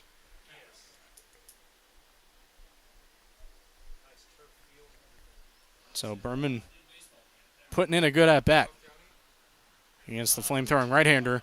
That's popped up fair. Macho's got no trouble tracking it down, and he will make the catch. T-Bolts put up a scoreless frame on defense, as Brian mentioned, their first time since the top of the first, and they'll head to the bottom of the 7th as we stretch here at Blair Baseball Stadium. Parkview Capital. Parkview Capital believes your financial strategy should reflect more than numbers. It should reflect you. As a trusted investment advisory firm, Parkview Capital partners with individuals and families to build and protect wealth. Parkview Capital personalizes strategies rooted in your values and long-term goals. Whether you're growing your portfolio or preserving a legacy, Parkview Capital crafts a clear, customized path to your financial future, one that evolves with you. Parkview Capital, a proud supporter of the Silver Spring Tacoma Thunderbolts. Finn Family Group. Dan Metcalf has long been a supporter of the Silver Spring Tacoma Thunderbolts, and now he's at a new location, the Finn Family Group of Perennial Real Estate. If you want to find that perfect home in the perfect community, the Finn Family Group is for you. The Finn Family Group believes in community, and they bring that sense of community when working with clients to find homes in the Silver Spring Tacoma Park area. Call them today at 301-450-6999. The Finn Family Group is a proud supporter of the Silver Spring Tacoma Thunderbolts. Starting to smell like teen spirit here in Silver Spring, Tacoma. It is 8-7 in favor of the Olney Cropdusters, but T-Bolts bats are going to come back up, coming off of a 2-run inning in the bottom of the 6th. And they'll have a chance to take the lead. They're only 1 run away. The Nirvana is in the air. Here we go. Bottom of the 7th. T-Bolts finally produced a scoreless inning for the first time since the top of the 1st. Defensively, and the bats woke up last inning, breaking that 2-inning-in-a-row stretch with 2 runs. Now they're just 1 away from tying this up. Let's see if they can do it. So there will be 8, 9, and 1 in the T-Bolts order. Nolan Cutney to lead things off from UMBC, University of Maryland, Baltimore County. For any of those who don't know, but we've got a lot of local fans, so. Yeah, really solid crowd once again. Fans just come out no matter what the air quality looks like, whatever the weather looks like. Gotta love our fans. First pitch to Cutney is outside ball 1. This summer has certainly been interesting weather-wise, but rain, pour, whatever it may be, if there's a game, best believe some Thunderbolts fans are going to show up. Nolan Cutney's going to fist that one out into right field, and Waring, who lost the hat, is going to have that go to the wall. Wasn't able to catch it. Nolan Cutney going for third, and he will leg out a triple. Nolan Cutney with a hug from Skip Eggert at third base. What a hit that was. And now the tying run is 90 feet away. Wow. If a Nolan Cutney triple was on your bingo card for tonight's game, I wasn't expecting it, but wow, what a play by Nolan Cutney. He was speeding faster than I've ever seen him around those base paths. Now the tying run just 90 feet away. Matthew Kim with the infielders in. A lot of space going up the middle. If he could split that gap, be fantastic. But he waits on a first pitch ball. Once again, the bottom of the order just producing for the Thunderbolts. Nolan Cutney at the 8 spot. Matthew Kim also having a solid night, who's at the plate right now. Next pitch outside ball 2. On the second baseman out of Hampton, Sydney. And Brian, you even think about our fans showing up in the heat. I mean, we were having heat advisories for a little less than a week. Oh, yeah. And I thought, you know, no one's incentivized to be outside enjoying something, but the fans still showed up. Matthew Kim enjoying this at bat as he goes up 3-0. I mean, it was so hot, Patrick, that our equipment was melting. we had our stream in Gaithersburg crash. We had a stream in Bethesda crash because of the heat. But regardless, the fans showed up just as we did, and you love to see just the heart that everyone's showing. Matthew Kim takes a strike. Makes sense he didn't have the red light on that pitch. I'll continue to say it.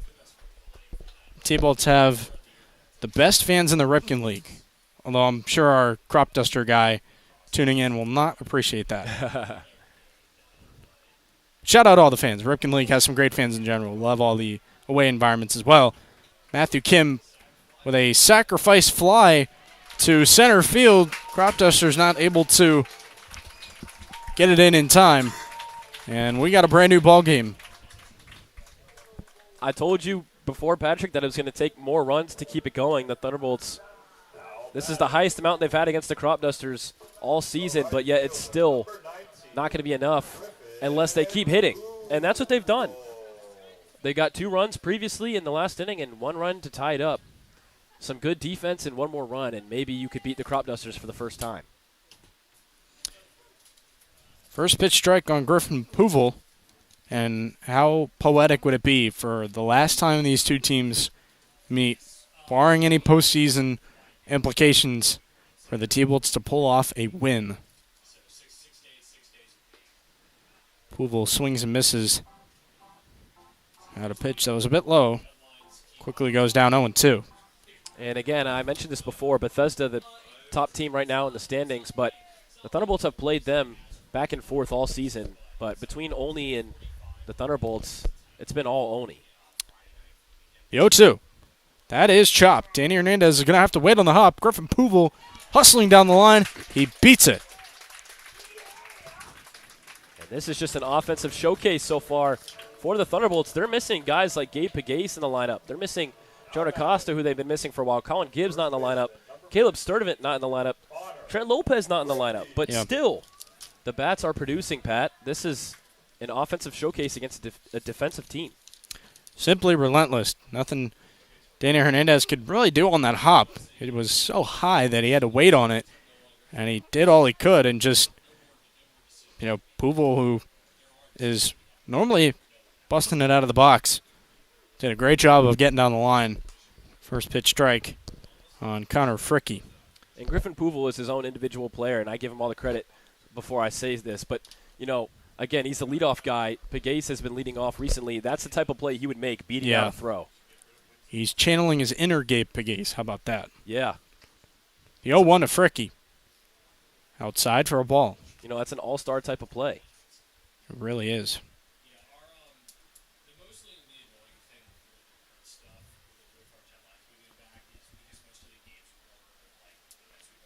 Ooh, everyone knows about UMBC from beating number 1 seed Virginia. That is true.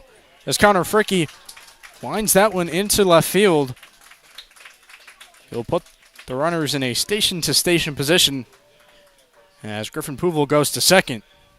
Yeah, shout out UMBC. Nolan Cutney had that triple earlier where obviously we got that UMBC shout from. Yes. That Ryan Odom team with UMBC that took down UVA, iconic. He later went to my school, VCU, and coached there for 2 years, and now goes to UVA, the team that he took down, and is now the coach there. Pretty cool story. Nolan Cutney, the biggest name from UMBC, though. Yes, that's right. Even though he's from Pennsylvania, he was originally at Pitt. But now he's in the dugout. Happy he scored a run. First pitch to Marco Polizzi, outside ball 1. Glad to have big old Cut. We love Cut. Cut's a nice guy. Been around the team for 2 summers now. Last year of eligibility, although I don't even know how that works in college anymore. Pitch in the dirt ball 2. I appreciate everyone in the comments, though, showing off your ball knowledge. I brought up the Lehigh 15/2, and you guys came with the 16/1. Yeah.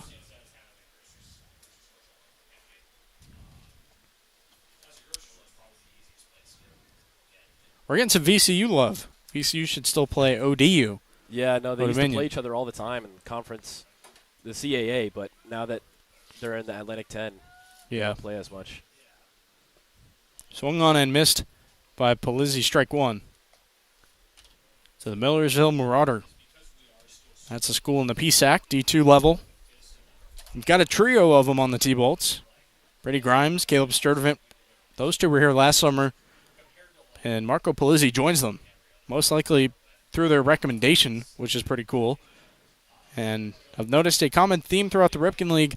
Normally when one guy goes from one school, he'll bring a teammate or 2, which is always fun, and it's a great way to fill the roster. The 2-1. That is tapped the other way by Polizzi, evening up the count 2-2. Yeah, nothing says team bonding like spending the off season with your friend on another baseball team. Like, that just sounds really fun. If I was a student athlete at a baseball school, I would love to play just some more baseball with one of my brothers. Oh, yeah. Of course, VCU, Atlantic 10, Old Dominion, the Sun Belt, so not in conference anymore, but those two schools pretty close. So Marco Polizzi swings and misses at a pitch that wasn't that close to the zone. Yeah, it looked like he was expecting something else there from Carson Kelm, and that's just a nice, well-placed pitch that he fell for. And that's a crucial second out. Certainly is. For the T-Bolts, who had room to potentially take a lead late in the ball game with 6 more outs in the field. However, now the scoring opportunities are as tight as ever. First pitch to Sam Camacho, downstairs, ball 1.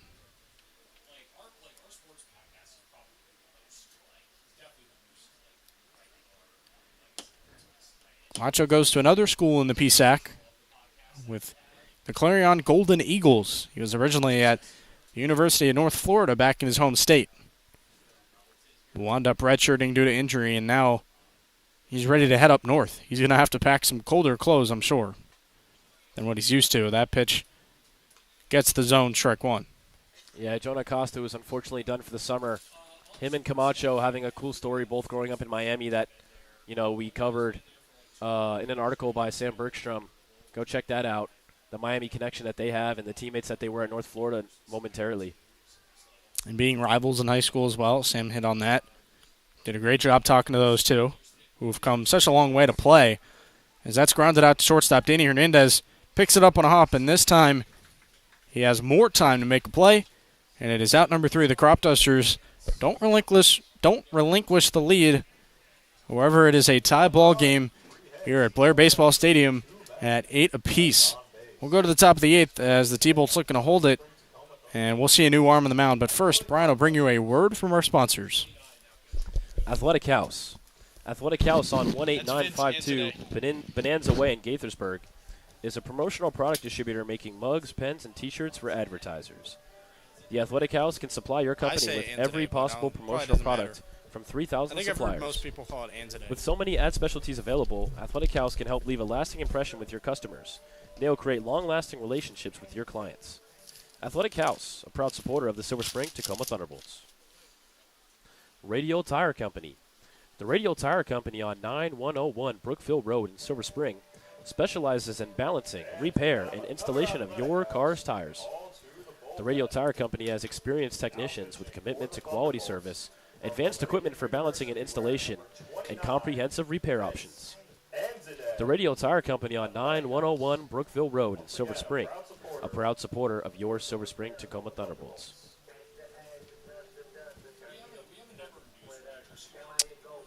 So Vince Anzaday will get a shot here in a high leverage spot.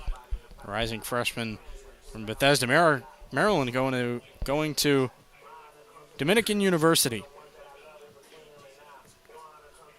Will take over for Wade Hartrick, who had a solid night overall coming out of the bullpen, going more than his usual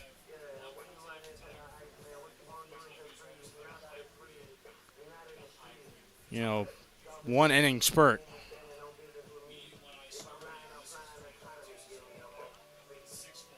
This is a big moment, and a top of the 8th ballgame that's now tied at 8. We had a heartbreaking loss, 3 days ago, 2 days in between the two games that got canceled, and the Thunderbolts just barely lost that game to the Senators. They tied it up and took the lead going into the top of the 9th, and then the Senators just put across 2 runs to break everyone in Blair's heart. But, redemption is a sick drug, and right now we will see if the Thunderbolts are able to turn it around. Only time will tell. As we got 2 innings to go here in Silver Spring, Tacoma, in a tie ball game, 8-8, between the Olney Cropdusters and the Silver Spring Tacoma Thunderbolts. Coming at you live on the Thunderbolts Baseball YouTube channel. First pitch to Brian Scott. Misses ball 1.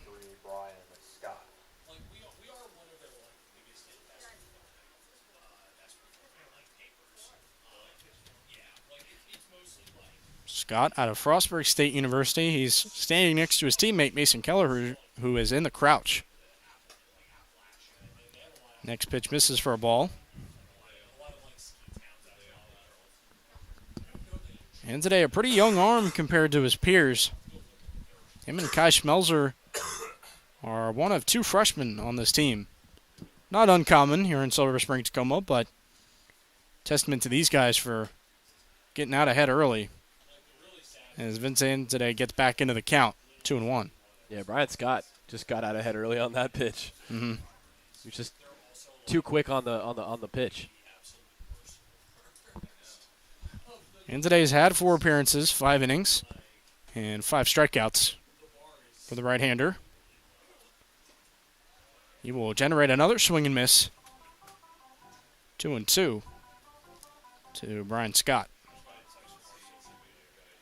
Well, he had me thinking it was strike 3 the way he just walked around both the catcher and the ump. but he still has one more strike to give. Still with an even count, 2-2. One more strike would put him away. That's upstairs ball 3. It's a good miss and a good layoff from Brian Scott. He's been everywhere today. He's reached base every single time he's been up. Because the thing is, the Sun would probably only hold that title if you include all the losers of the affiliate papers that they held, like Carolina Times. And that is strike 3. Brian Scott had tossed the bat away as he was ready to take ball forward, but instead he will head back to the dugout. A big out number 1 for Vince Anzadeh.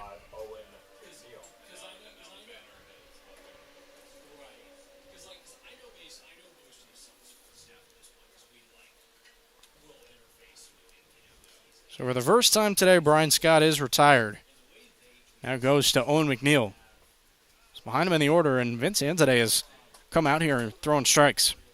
Yeah, he's landing really well in the zone to start. And if the Thunderbolts want to win this game, they need to go another scoreless inning. I hate to tell you, Brian, your ad reads are not doing as well. To be sorry. fair, the comment before said that it sounded like someone was breaking open chips. It's because you guys were talking during the first ad read. I heard it in my ear.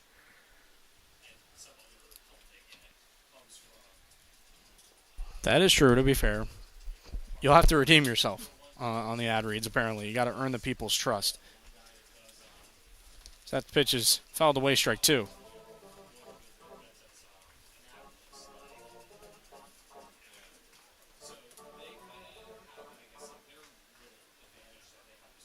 Mark Stingray in the chat disagreeing with some of the calls here tonight. I know the camera angle is a little bit far away, but that is strike 3. No denying that. As that was Owen McNeil swinging right through it.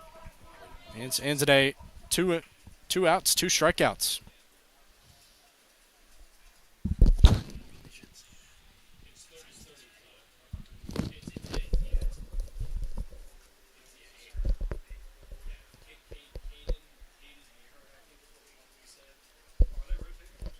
Next man up, Cater and Ahern out of Lehigh University.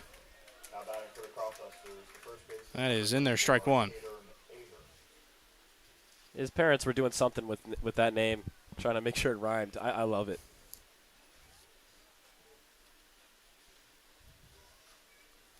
It's an iconic name, to be honest. That pitch is outside ball 1.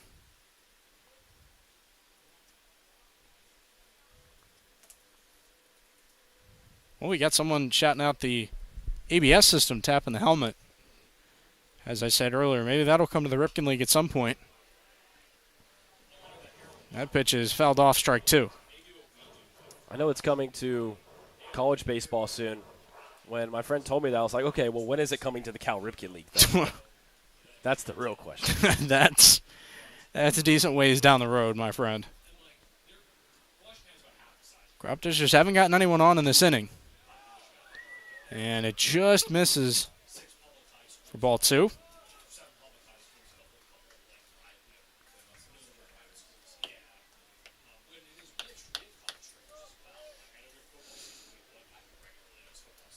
And today has done a good job in this inning so far. I hope I don't have your announcer jinx powers, though. And it hits him. So apparently I do. It's contagious, Brian. It's contagious. Maybe.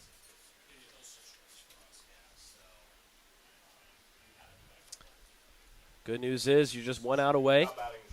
If you bounce back with the next batter, that's 2 scoreless innings in a row. And you have 6 more outs to bat, and they have 4 more. The advantage goes the way of the Thunderbolts in that category, so as the home team, you got to do your job. Ahern reaches base. Now it'll be the shortstop, David Hernandez. Be huge for the T-Bolts to get a shutdown inning, and they gave the bunt a look, and they got him on the back pick. Cater and Ahern got a little too far away from first base, and we're loving it up here in the booth. T-Bolts will go to the bottom of the 8th on a back pick by Mason Kelleher that worked. There have been so many of those this season, and it finally came through. T-Bolts, we'll see them come up to the plate the bottom half of this inning, but first, a word from our sponsors. Chuck Levin's Music. Chuck Levin's Washington Music Center at 11151 Beers Mill Road in Wheaton has been serving Washington musicians since 1958.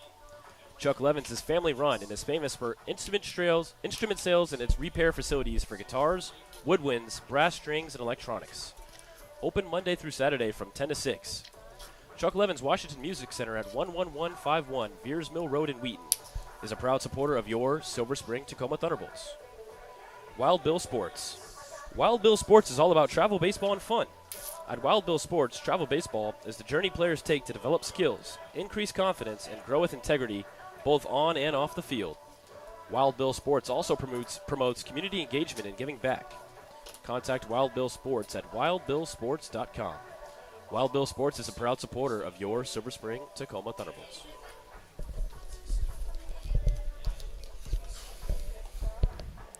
The night is not over yet for Carson Kelm, and his 33 pitches for the Olney Cropdusters as they ran themselves out of the top of the eighth.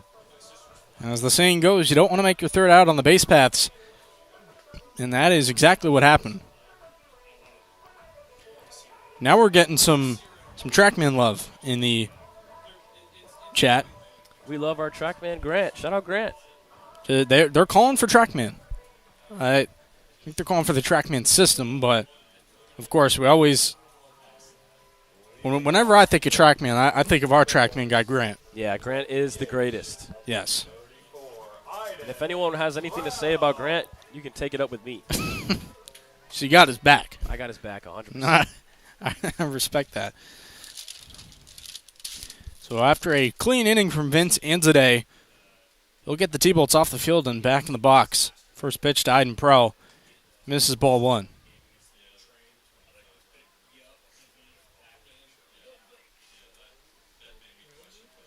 Pro, the second baseman out of Dickinson College, finally getting his shot at more consistent playing time than he was getting. It gets over the glove of Carson Kelm.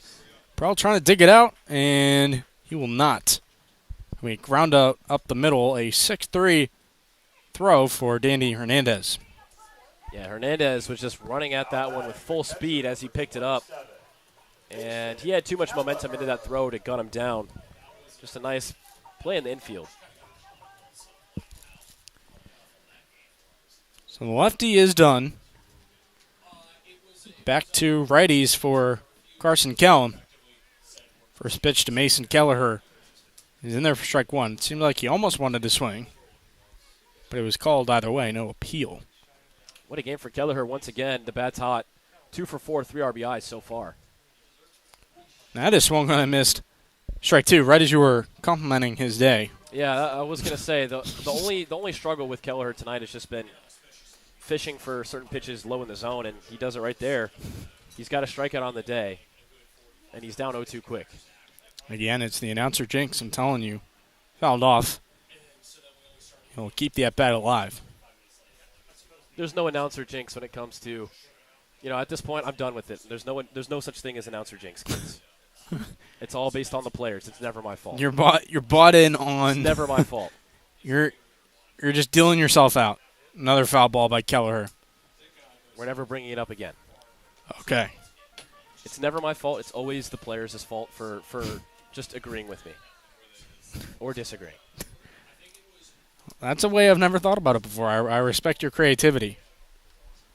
We'll do the 0-2 again after two straight foul balls. Kelleher takes ball one there.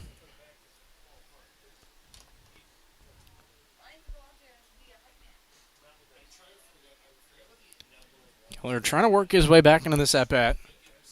Just took a ball, so it's a good start. And he'll take ball two. Kind of had to dodge out of the way there on his back foot.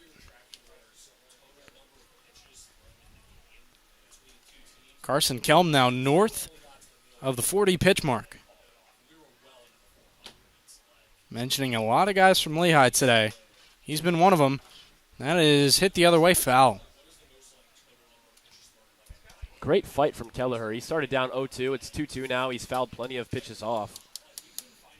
And that's exactly what you want to see. One base runner could change the way this game ends. If he's able to reach base on a tough at-bat, that does killer confidence to the Thunderbolts. There's a little bit of activity in the Cropdusters bullpen. They've got another lefty up, surprisingly. That is going to miss ball 3. So Kelleher has done a great job. And we're getting word it's Kyle Rogers. Just getting loose for the Cropdusters. There's your guy Grant, Brian. He's on it.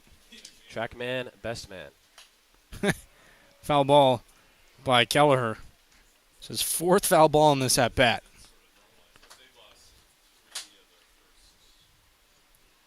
He'll be staring down the barrel of a 9th pitch.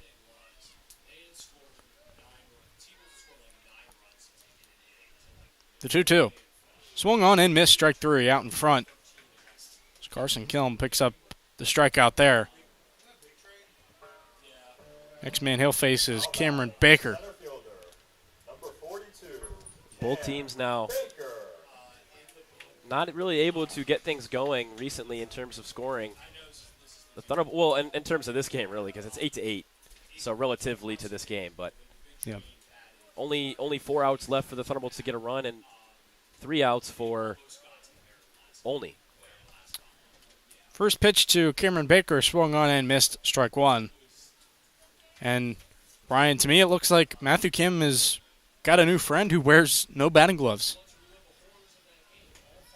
Next pitch outside for a ball. I've only ever seen one T-Bolt not have batting gloves in my time with this team. Or at least that I can remember. And now Cameron Baker shifting away from the batting gloves. Well, Matthew Kim is inspiring the younger generation, I should say, as a vet on this team. Even though bring it back. Even though Cam's 1 year younger than him. The 1-1. Upstairs ball 2. In terms of generations on the Thunderbolts, it's a completely different scale. Yeah. Different math there. He's a third generation T-Bolt. Okay. So the math is a little different there. Yep. It's like dog years. Got you. Okay. The 2-1. That is hit up the middle for a base hit. It worked. And there you go. Cameron Baker, maybe this is the move. New look for him as he picks up a 2-out single. Well, maybe it just makes you feel a little bit lighter on the hands. You know, you don't have anything to worry about getting loose or tightening up your gloves. It might hurt your hands a little bit more when you swing, but not the worst situation in the world if you want to just lighten the bat. For sure, maybe it simplified things for Baker a little bit, and you'll love seeing the adjustment out of him. Now it's Nolan Cutney, who had a triple his last time up. Be nice to get another one here. That pitch is outside ball 1. There's no quit in this team, Patrick. It seems like every time it's time for them to roll over, they don't, and they keep fighting. The vibes were low on that 2 outs, but with the hit, Baker reigniting the fire. Next pitch is a strike to Cutney. And this game is still up for grabs. It's a tie ball game, bottom of the 8th. 8-8 is the score. So next run at this rate could win it. And Nolan Cutney's going to hit it up the middle. Danny Hernandez is there. And what looked like a single instead turns into a fielder's choice. Well done there by the Cropdusters shortstop. We'll go to the top of the 9th. And great to see who's coming out of the bullpen to potentially set up a walk-off for the T-Bolts. We'll get to him once we get a word from our sponsors. Fetch Pet Care. Fetch Pet Care at 10111 Colesville Road in Silver Spring is your premier in-home pet care service. From dog walks, cat care, overnight stays, pet sitting, and medication administration, Fetch Pet Care provides services tailored to meet your pet's individual needs. Fetch Pet Care at 10111 Colesville Road in Silver Spring, a proud supporter of your Silver Spring Tacoma Thunderbolts. Tacoma Torch. The Tacoma Torch, founded in 2019, brings laughter and a sense of fun to residents in Tacoma Park in the DMV. The Tacoma Torch features satirical articles about the region that those with a sense of humor can appreciate. Send a headline or idea their way to tacomatorch@gmail.com and watch what they do with it. The Tacoma Torch is on the web at tacomatorch.com. Tacoma Torch is once again a proud supporter of your Silver Spring Tacoma Thunderbolts. Well, a welcome sight here in the top of the ninth. It is the right-hander Brandon Brown, another former Cropduster in this game. Him and Griffin Pouvel were on the other side of this matchup at one point in time. And now Brandon Brown, the rising senior at Frostburg State, working with his battery mate Mason Kelleher, returns from injury.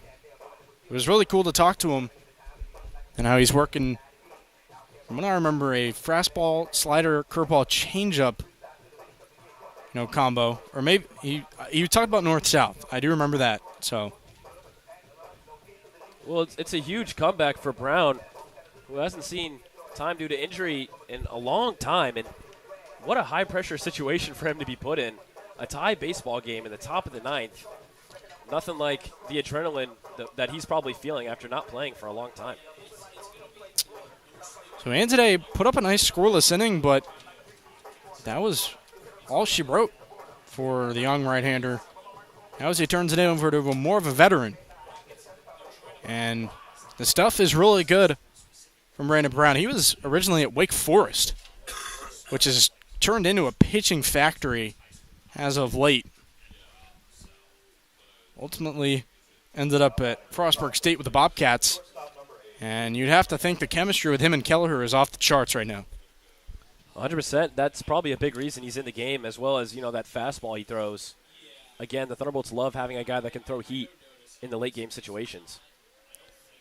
First pitch is hit foul by the nine-inning shortstop David Hernandez, who we just saw make a nice play up the middle. Once he gets his at-bat in the books, it turns the lineup over to Sky Hawkins and Cade Walter. He squares to bunt, and he did commit to it.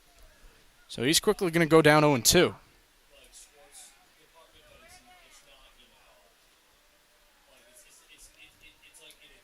Last time I believe we saw Brandon Brown was in Bethesda in that long relief outing, so that was all the way on opening day.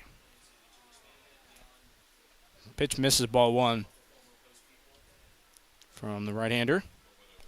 They didn't miss by much. Loving what I'm seeing from Brown early. Vince Anzade, through the one inning, didn't give up a hit, a run, or a walk, and struck out two. Next pitch kind of brushes Hernandez off the plate. Yeah, same thing with Wade Hartrick. When you throw gas and it doesn't land in the zone, just be careful of not getting hit. It would really hurt. I bet. I can't remember who got hit by that heater from Hartrick earlier, but I bet he'll tell you. I think it was Andrew Duncan. That pitch skipped any other batter's box, ball three. But Brandon Brown, in case you forgot, he spent some time up here on the broadcast. It was great to talk to him. Just a really good dude, and appreciate him sticking out the summer, even though he hasn't thrown most of the time. But having the confidence to get back. They check the swing down to first base, and he says no swing. So 0-2 to 3-2 on David Hernandez is going to result in a walk. That's a big-time layoff on a 3-2. Didn't even think about, well, he thought about swinging, but the ability to be able to hold that back is unreal. And he's a fast guy. Hernandez can really move. As a 9 guy in the order, he usually can move. And a guy who can also move, Zakai Hawkins, is up right now. We'll see if they bunt here with 0 outs. I don't know if you want to bunt with a guy of Hawkins' caliber. The first pitch goes to him upstairs, ball one. And, yeah, even if he does, it looks like Kutney's really close up in the infield. Well, you still got to be prepared at the end of the day, because you never know what could happen. Browns 1-0. Absolute fuel, but misses ball two. I thought that caught the left side of the zone. Just missed upstairs. to Hawkins. They'll pick back on Hernandez, no good. So they're keeping the speed of Hernandez in the back of their minds, as you talked about. Brown, a really lanky guy. Got some long levers, big frame. That pitch misses 3-0. Yeah, every pitch matters now in a ninth inning, in a scoreless, in a tied ball game. So when you miss just barely, it can really affect the mental in your head. I hope Brandon Brown is able to bounce back. Got to do it quickly on the 3-0. And he lands a breaker for a strike. And that's how you do it. Just throw some off speed and get it in the zone. You know the hitter's probably not going to swing at it with the 3-0 count, and that's a good bounce back pitch. And all things considered, Brown might be one of the most talented arms on this staff. Given his college career, as Hawkins was ready to take ball 4, instead, he's able to sneak what looked like a slider in there, strike 2.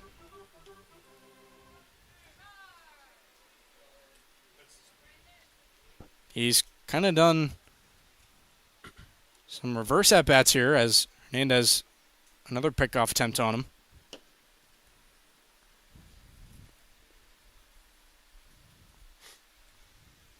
We'll do the full count pitch.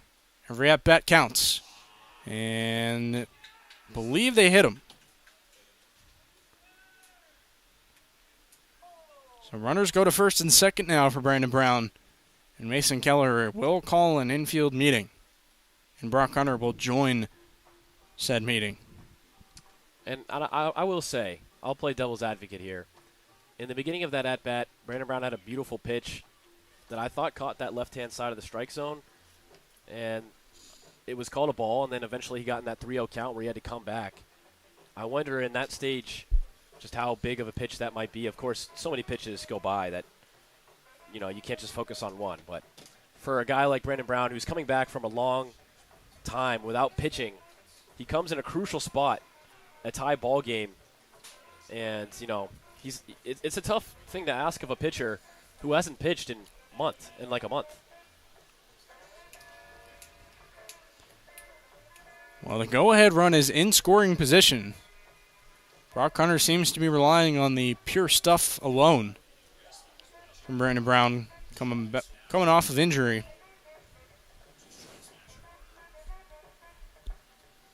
It is now Cade Walter.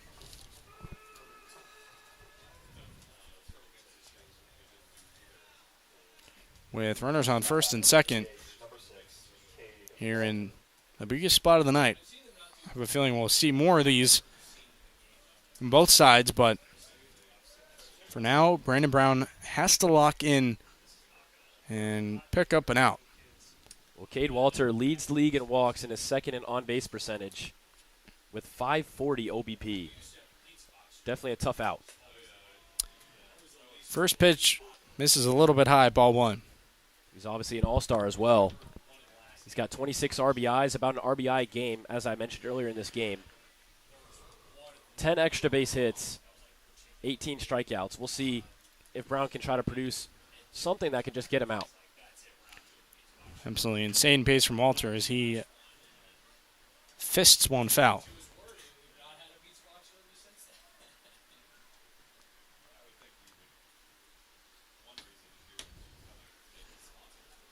Well, welcome back to Brandon Brown. Possibly with the highest stakes imaginable for the former Cropduster himself. Facing off against his old team that he was with a couple of summers ago. 1-1. That just misses ball 2.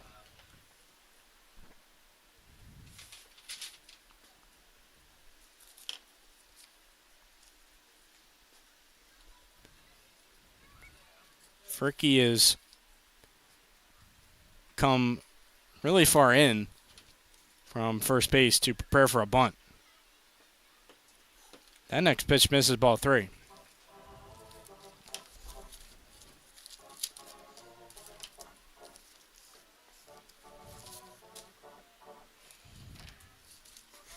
Cade Walter has had 2 hits today. a strikeout and a ground out, along with a fielder's choice. The outfielder out of Jacksonville waits. That is ball 4. So Brandon Brown really trying to find the command as he's coming off of injury, and now he will face a big-time threat in Max Waring. Yeah, Cade Walter, he shows why he leads the league in walks. He walks over to first base once again, but Maximus Waring, he's 1 for 5. He struck out 3 times today. The bases are loaded. He's in another huge situation. He's had guys in scoring position all day. We'll see who wins this matchup between Brown and Waring. The infield is in for Silver Spring Tacoma. And the first pitch is just outside the zone, ball 1.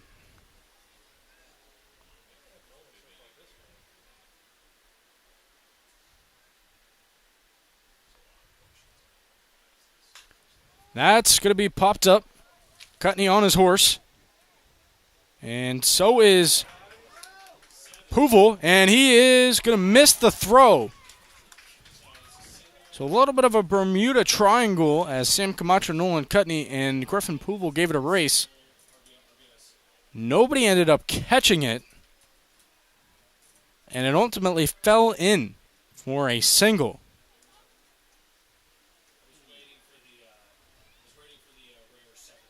So the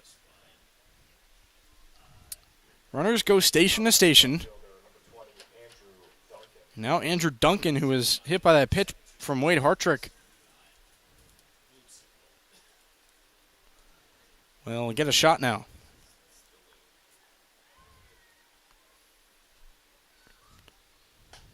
Swung on and missed. Strike 1 on the first pitch to him.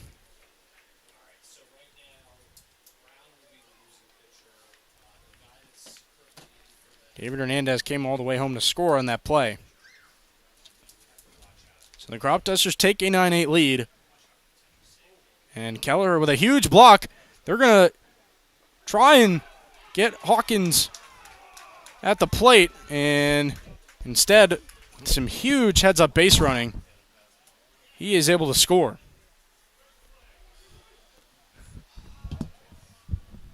This game is now 10-8.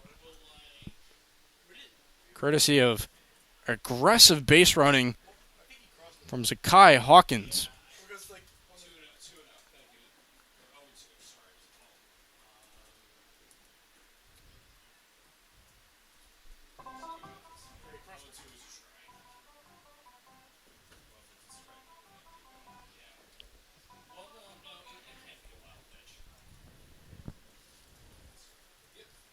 That is what you call pushing the envelope for the Olney Cropdusters, and that is certainly what they just did.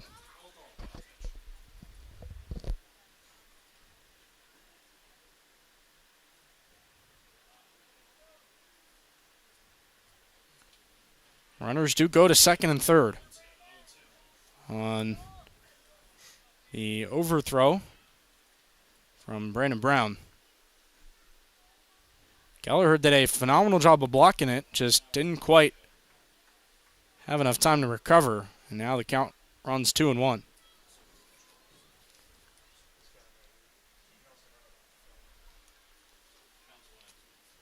The infield is still playing in since there's no double play in order. That swung on and missed at the top. And Brandon Brown picks up a strikeout for the first one of the inning. Well, the good thing about being the home team is that you still have 3 more outs to work with offensively. You know, we've seen this team score 2 runs before, even tonight, multiple times. So just limit the damage at this point. Everything at home plate you try to take away. As you're down 2 runs, you can't afford to be down 3. Nice first pitch from Brandon Brown on Sammy Berman. Fires it in for a strike.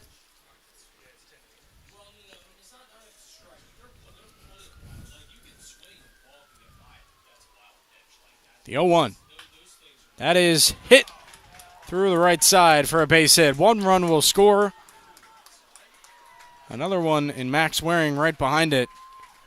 And the Cropdusters with a huge 2-run single there, courtesy of Sammy Berman. It is now 12-8 here in this ball game. And they just broke it open. Just a really unfortunate situation. You know, Brandon Brown hasn't pitched in a month, and he's coming in a really tough situation in the top of the ninth to try to, you know, keep his team scoreless.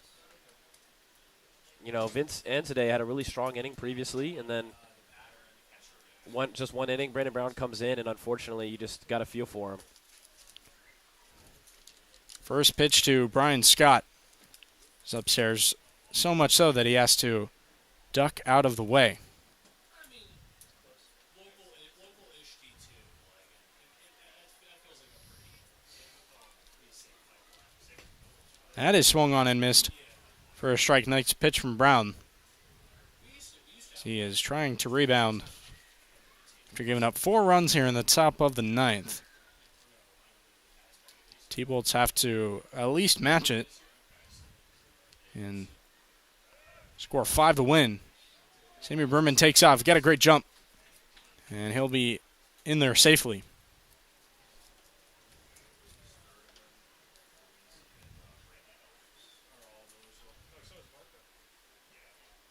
That pitch was a ball, but the Maryland Terrapin advancing on the pitch from Brown. The 2-1. Swung on and missed. Strike 2.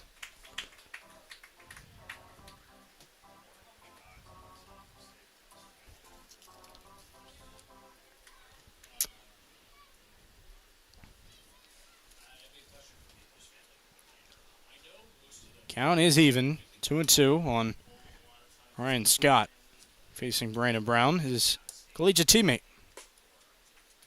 Upstairs, ball 3.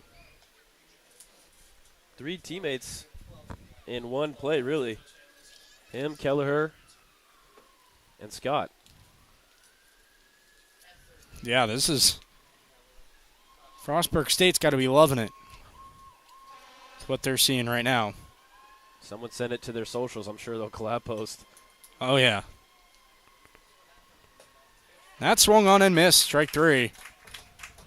Well, Frostburg won either way in that at-bat, and Brandon Brown is unfortunately going to come out of this game. Brock Carter making a call to the bullpen. First time out for him from injury. And it was a tight situation at that, high leverage. As he exits this ball game, I hope that he's happy to just be back on the mound. And none other than Josh Erd will take over.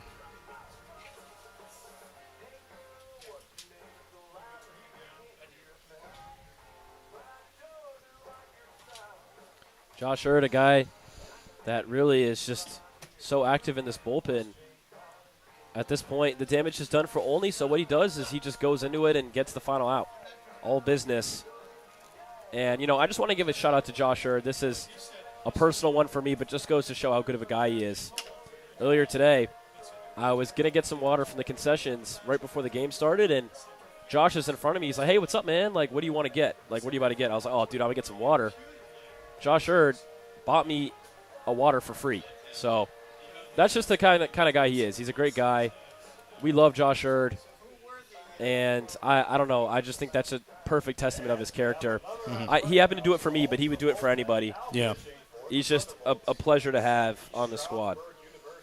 No doubt about it. I loved doing a feature article on him. I kind of wanted to follow up with what Sam did with the Miami guys, and I knew the first guy I wanted to go to was Josh Erd. And everyone I talked to talked about how great of a person he is. I was honestly surprised in how many, teammates of his and the coaches were willing to speak about him. I mean, he is a fantastic human being that, he loves being here 24/7, and we wish him the best because he is a rising senior. He's not going to be able to play next year, but whatever he does, we're all rooting for him. Yeah, absolutely. Josh Erd is just when you have the skills that he has as a human being of just being kind and being lovable to others, that's going to take you anywhere you want to go in life, wherever that may be. So Olney has seen him as a hitter and a pitcher now. He kind of got an at-bat near the end of that 8-2 loss against the Cropdusters on the 15th. And he is a hitter by nature. He hit his entire life until now, because he wanted to get on the mound and pitch. Thunderbolts were willing to do that with him, and here he is, serving as a reliever out of the pen after 2 years as a infielder. His first pitch to Owen McNeil misses ball one.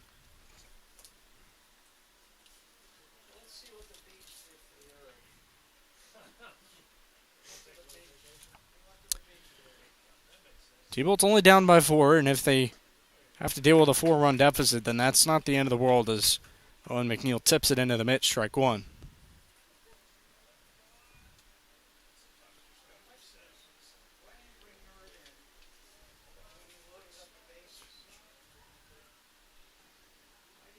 His next pitch is swung on and missed, strike two.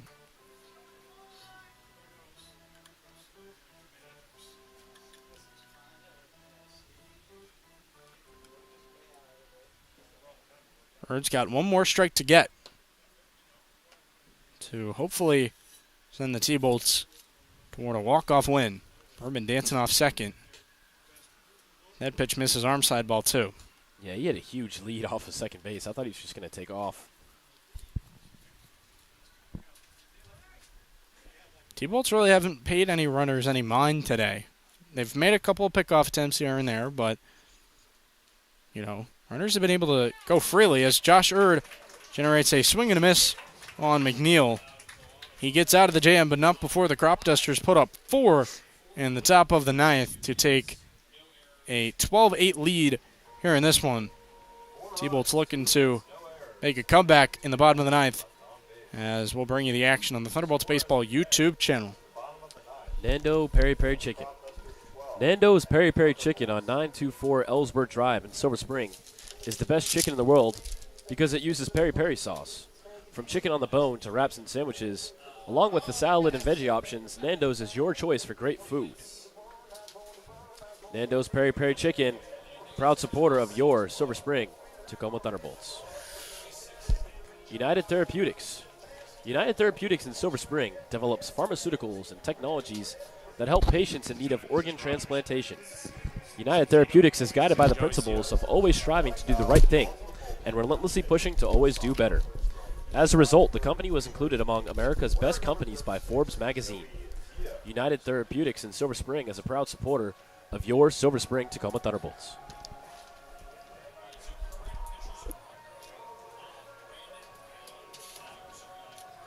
So, Carson Kelm is done for the night. It'll be Joey Zito to close this thing out. Not an official save situation, but the Cropdusters will hand it off to yet another left-hander. Yeah, and we've seen Joey Zito multiple times before against the Thunderbolts. And, I will say, when you face off against a guy that you already know and you're familiar with and you had decent success off of him, you never know. And that one inning he pitched against the Thunderbolts on June 13th, the first time he played them, he gave up 5 hits and 2 earned runs and just 1 inning pitched. And then the next time he faced them, he had a bounce-back inning where he only pitched 1 inning and struck out a batter with no hits. So he's faced them 3 different times. Even on June 26th, he pitched another inning and gave up a run. So Zito is a guy that usually only just goes 1 inning. He's faced the Thunderbolts 3 times, and the Thunderbolts have gotten runs off of him 2 out of those 3 times and just 3 total innings. So we'll see how they face off, but regardless, he has a 4 lead cushion. Well, he's got some wiggle room if he is going to give up runs. The Cropdusters are up by 4, so maybe that's why they have a little bit more comfortability turning to him for a potential save chance. It'll be 9-1-2 for the T-Bolts. Matthew Kim takes the first pitch upstairs, ball 1. Yeah, Zito's only made 7 appearances this summer, and in those 7 appearances, only 8 innings pitched. So he's faced the Thunderbolts in almost half of his appearances. Kim waits on the 1-0. Takes it for strike one. I think the key for the T-Bolts is to get those runners on and get some timely hits. I know I say that most of the time, but in the Ripken League, it is crucial to play small ball when it's really hard to go yard, all things considered. Next pitch in the dirt ball, 2. Yeah, Matthew Kim, once again, holding down that 9 spot today. He's 1 for 3 on the night. If you can get Matthew Kim on base, you have the top of the order the rest of the way this 9th inning. We'll see how that goes. He will get a piece of it and foul it off, 2-2. And every single pitch matters, every single swing. If you are down 2 strikes, keep fighting, and you pass off the baton to the next guy and see if he can pick up where you left off. That's how you come back in a baseball game. And the Thunderbolts have done it before. They did it against the Aces, down 3 runs. So they're not unfamiliar with it. 2-2 from Zito. Going to be popped up foul. Zito, another East Stroudsburg guy. We just saw Josh Erd finish off the top of the 9th, and I'm sure the Warriors are loving it. A lot of schools would be pleased to see their guys getting action out here in the Ripken League. But maybe you're right. We'll have to send the clip along to Frostburg State if we have the chance. That is upstairs ball 3, sailed to the backstop by Zito.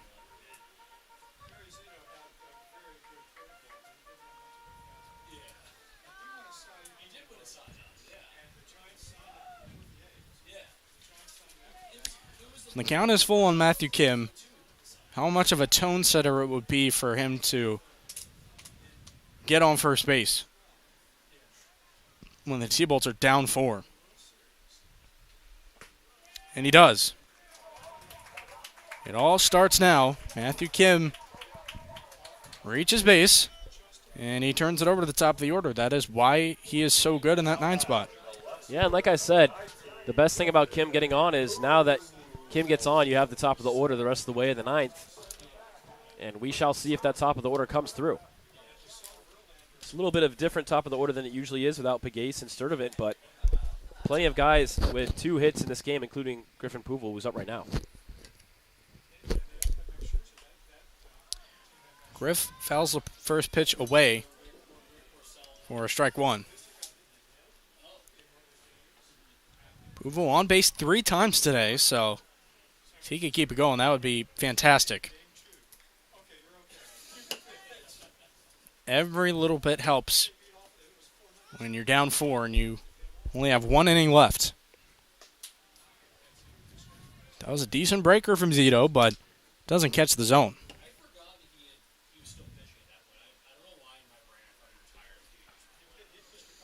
Cropdusters with a 4-run lead. That is a sweet spot because it's not a save situation. Might be a little too far out of reach, but T-Bolts, anything is possible. Pouvel gets up on the count, 2-1 there. We'll see how they use Matthew Kim on the base paths. Guy who's speedy. He caused the Cropdusters to overthrow him on a pickoff, and he took 2 bases. Now Pouvel up 3-1.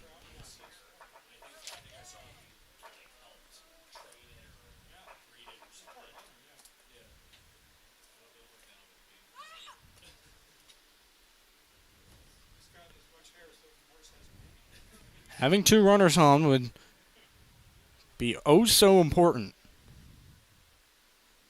And the T-Bolts veterans hopefully getting it started as Pouvel goes the other way, trying to track it down, and it lands foul.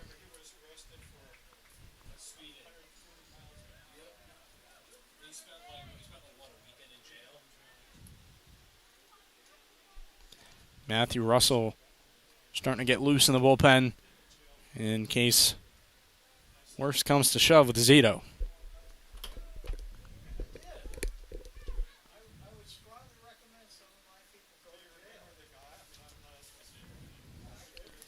Pouvel, a guy who didn't graduate from Nematha, but he spent 2 years there, my high school in Hyattsville, Maryland, as that is popped up into right field. Max Waring calling for it. He will make the catch. So there you go, as the Cropdusters get the first out of the inning. Now batting, the first baseman, number 15, Connor Fricky. Now Connor Fricky getting a chance. Talked about him at length today in his journey through baseball. He's ended up in a couple of different spots himself, which is pretty cool.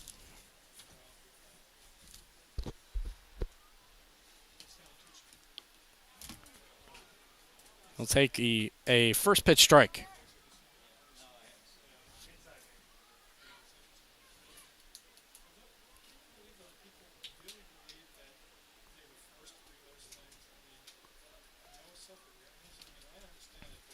Joey Zito winds and deals. Check swing, and Frecky did go around.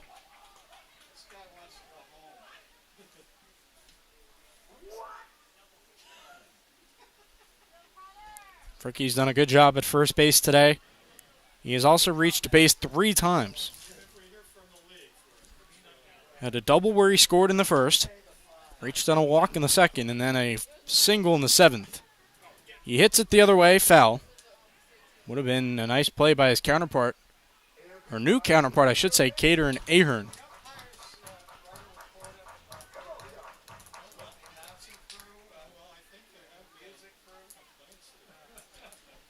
So Fricky in a hole 0-2. Joey Zito up in the count.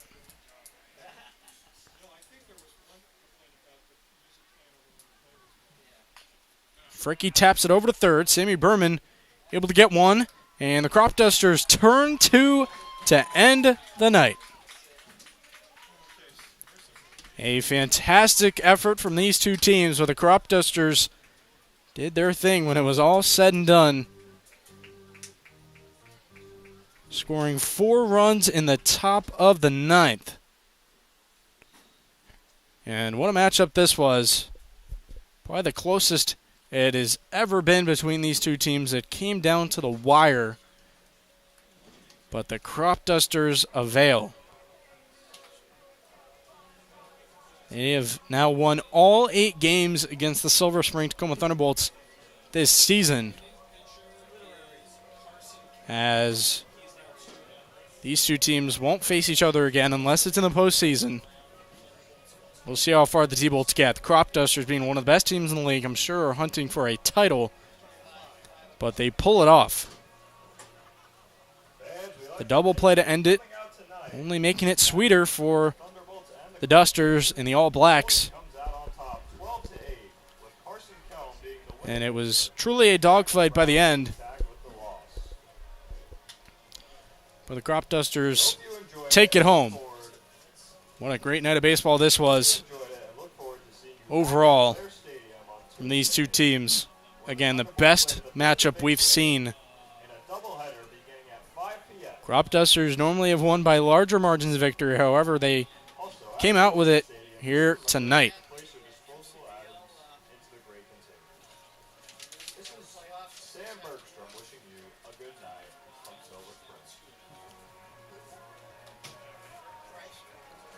So,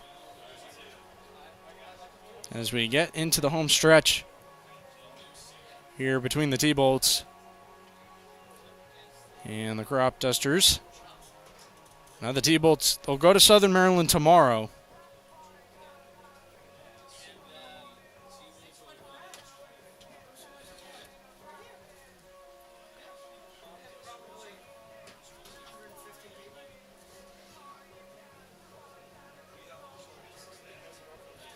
So we appreciate everyone tuning in here tonight for one of the games of this season for the Silver Spring Tacoma Thunderbolts. Regardless of the outcome, this is how you draw it up.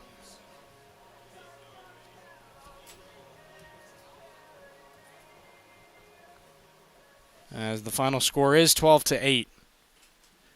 So many runs scored in this game. There were only a few frames that went by without runs being scored, as The T-Bolts had 5 and the Cropdusters had 3, so 8 total innings were scoreless here tonight. Just a slugfest for these offenses that ultimately went the Cropdusters' way. And all I can say is hats off to them. They are a really talented team with a lot of great players that can do significant damage to anyone on any given night. One of the best teams in the Ripken League. I would go out and say that from what I've seen, they are better than the Bethesda Big Train, but we'll see what it looks like come playoff time for the Cropdusters. So, I believe that's all we got from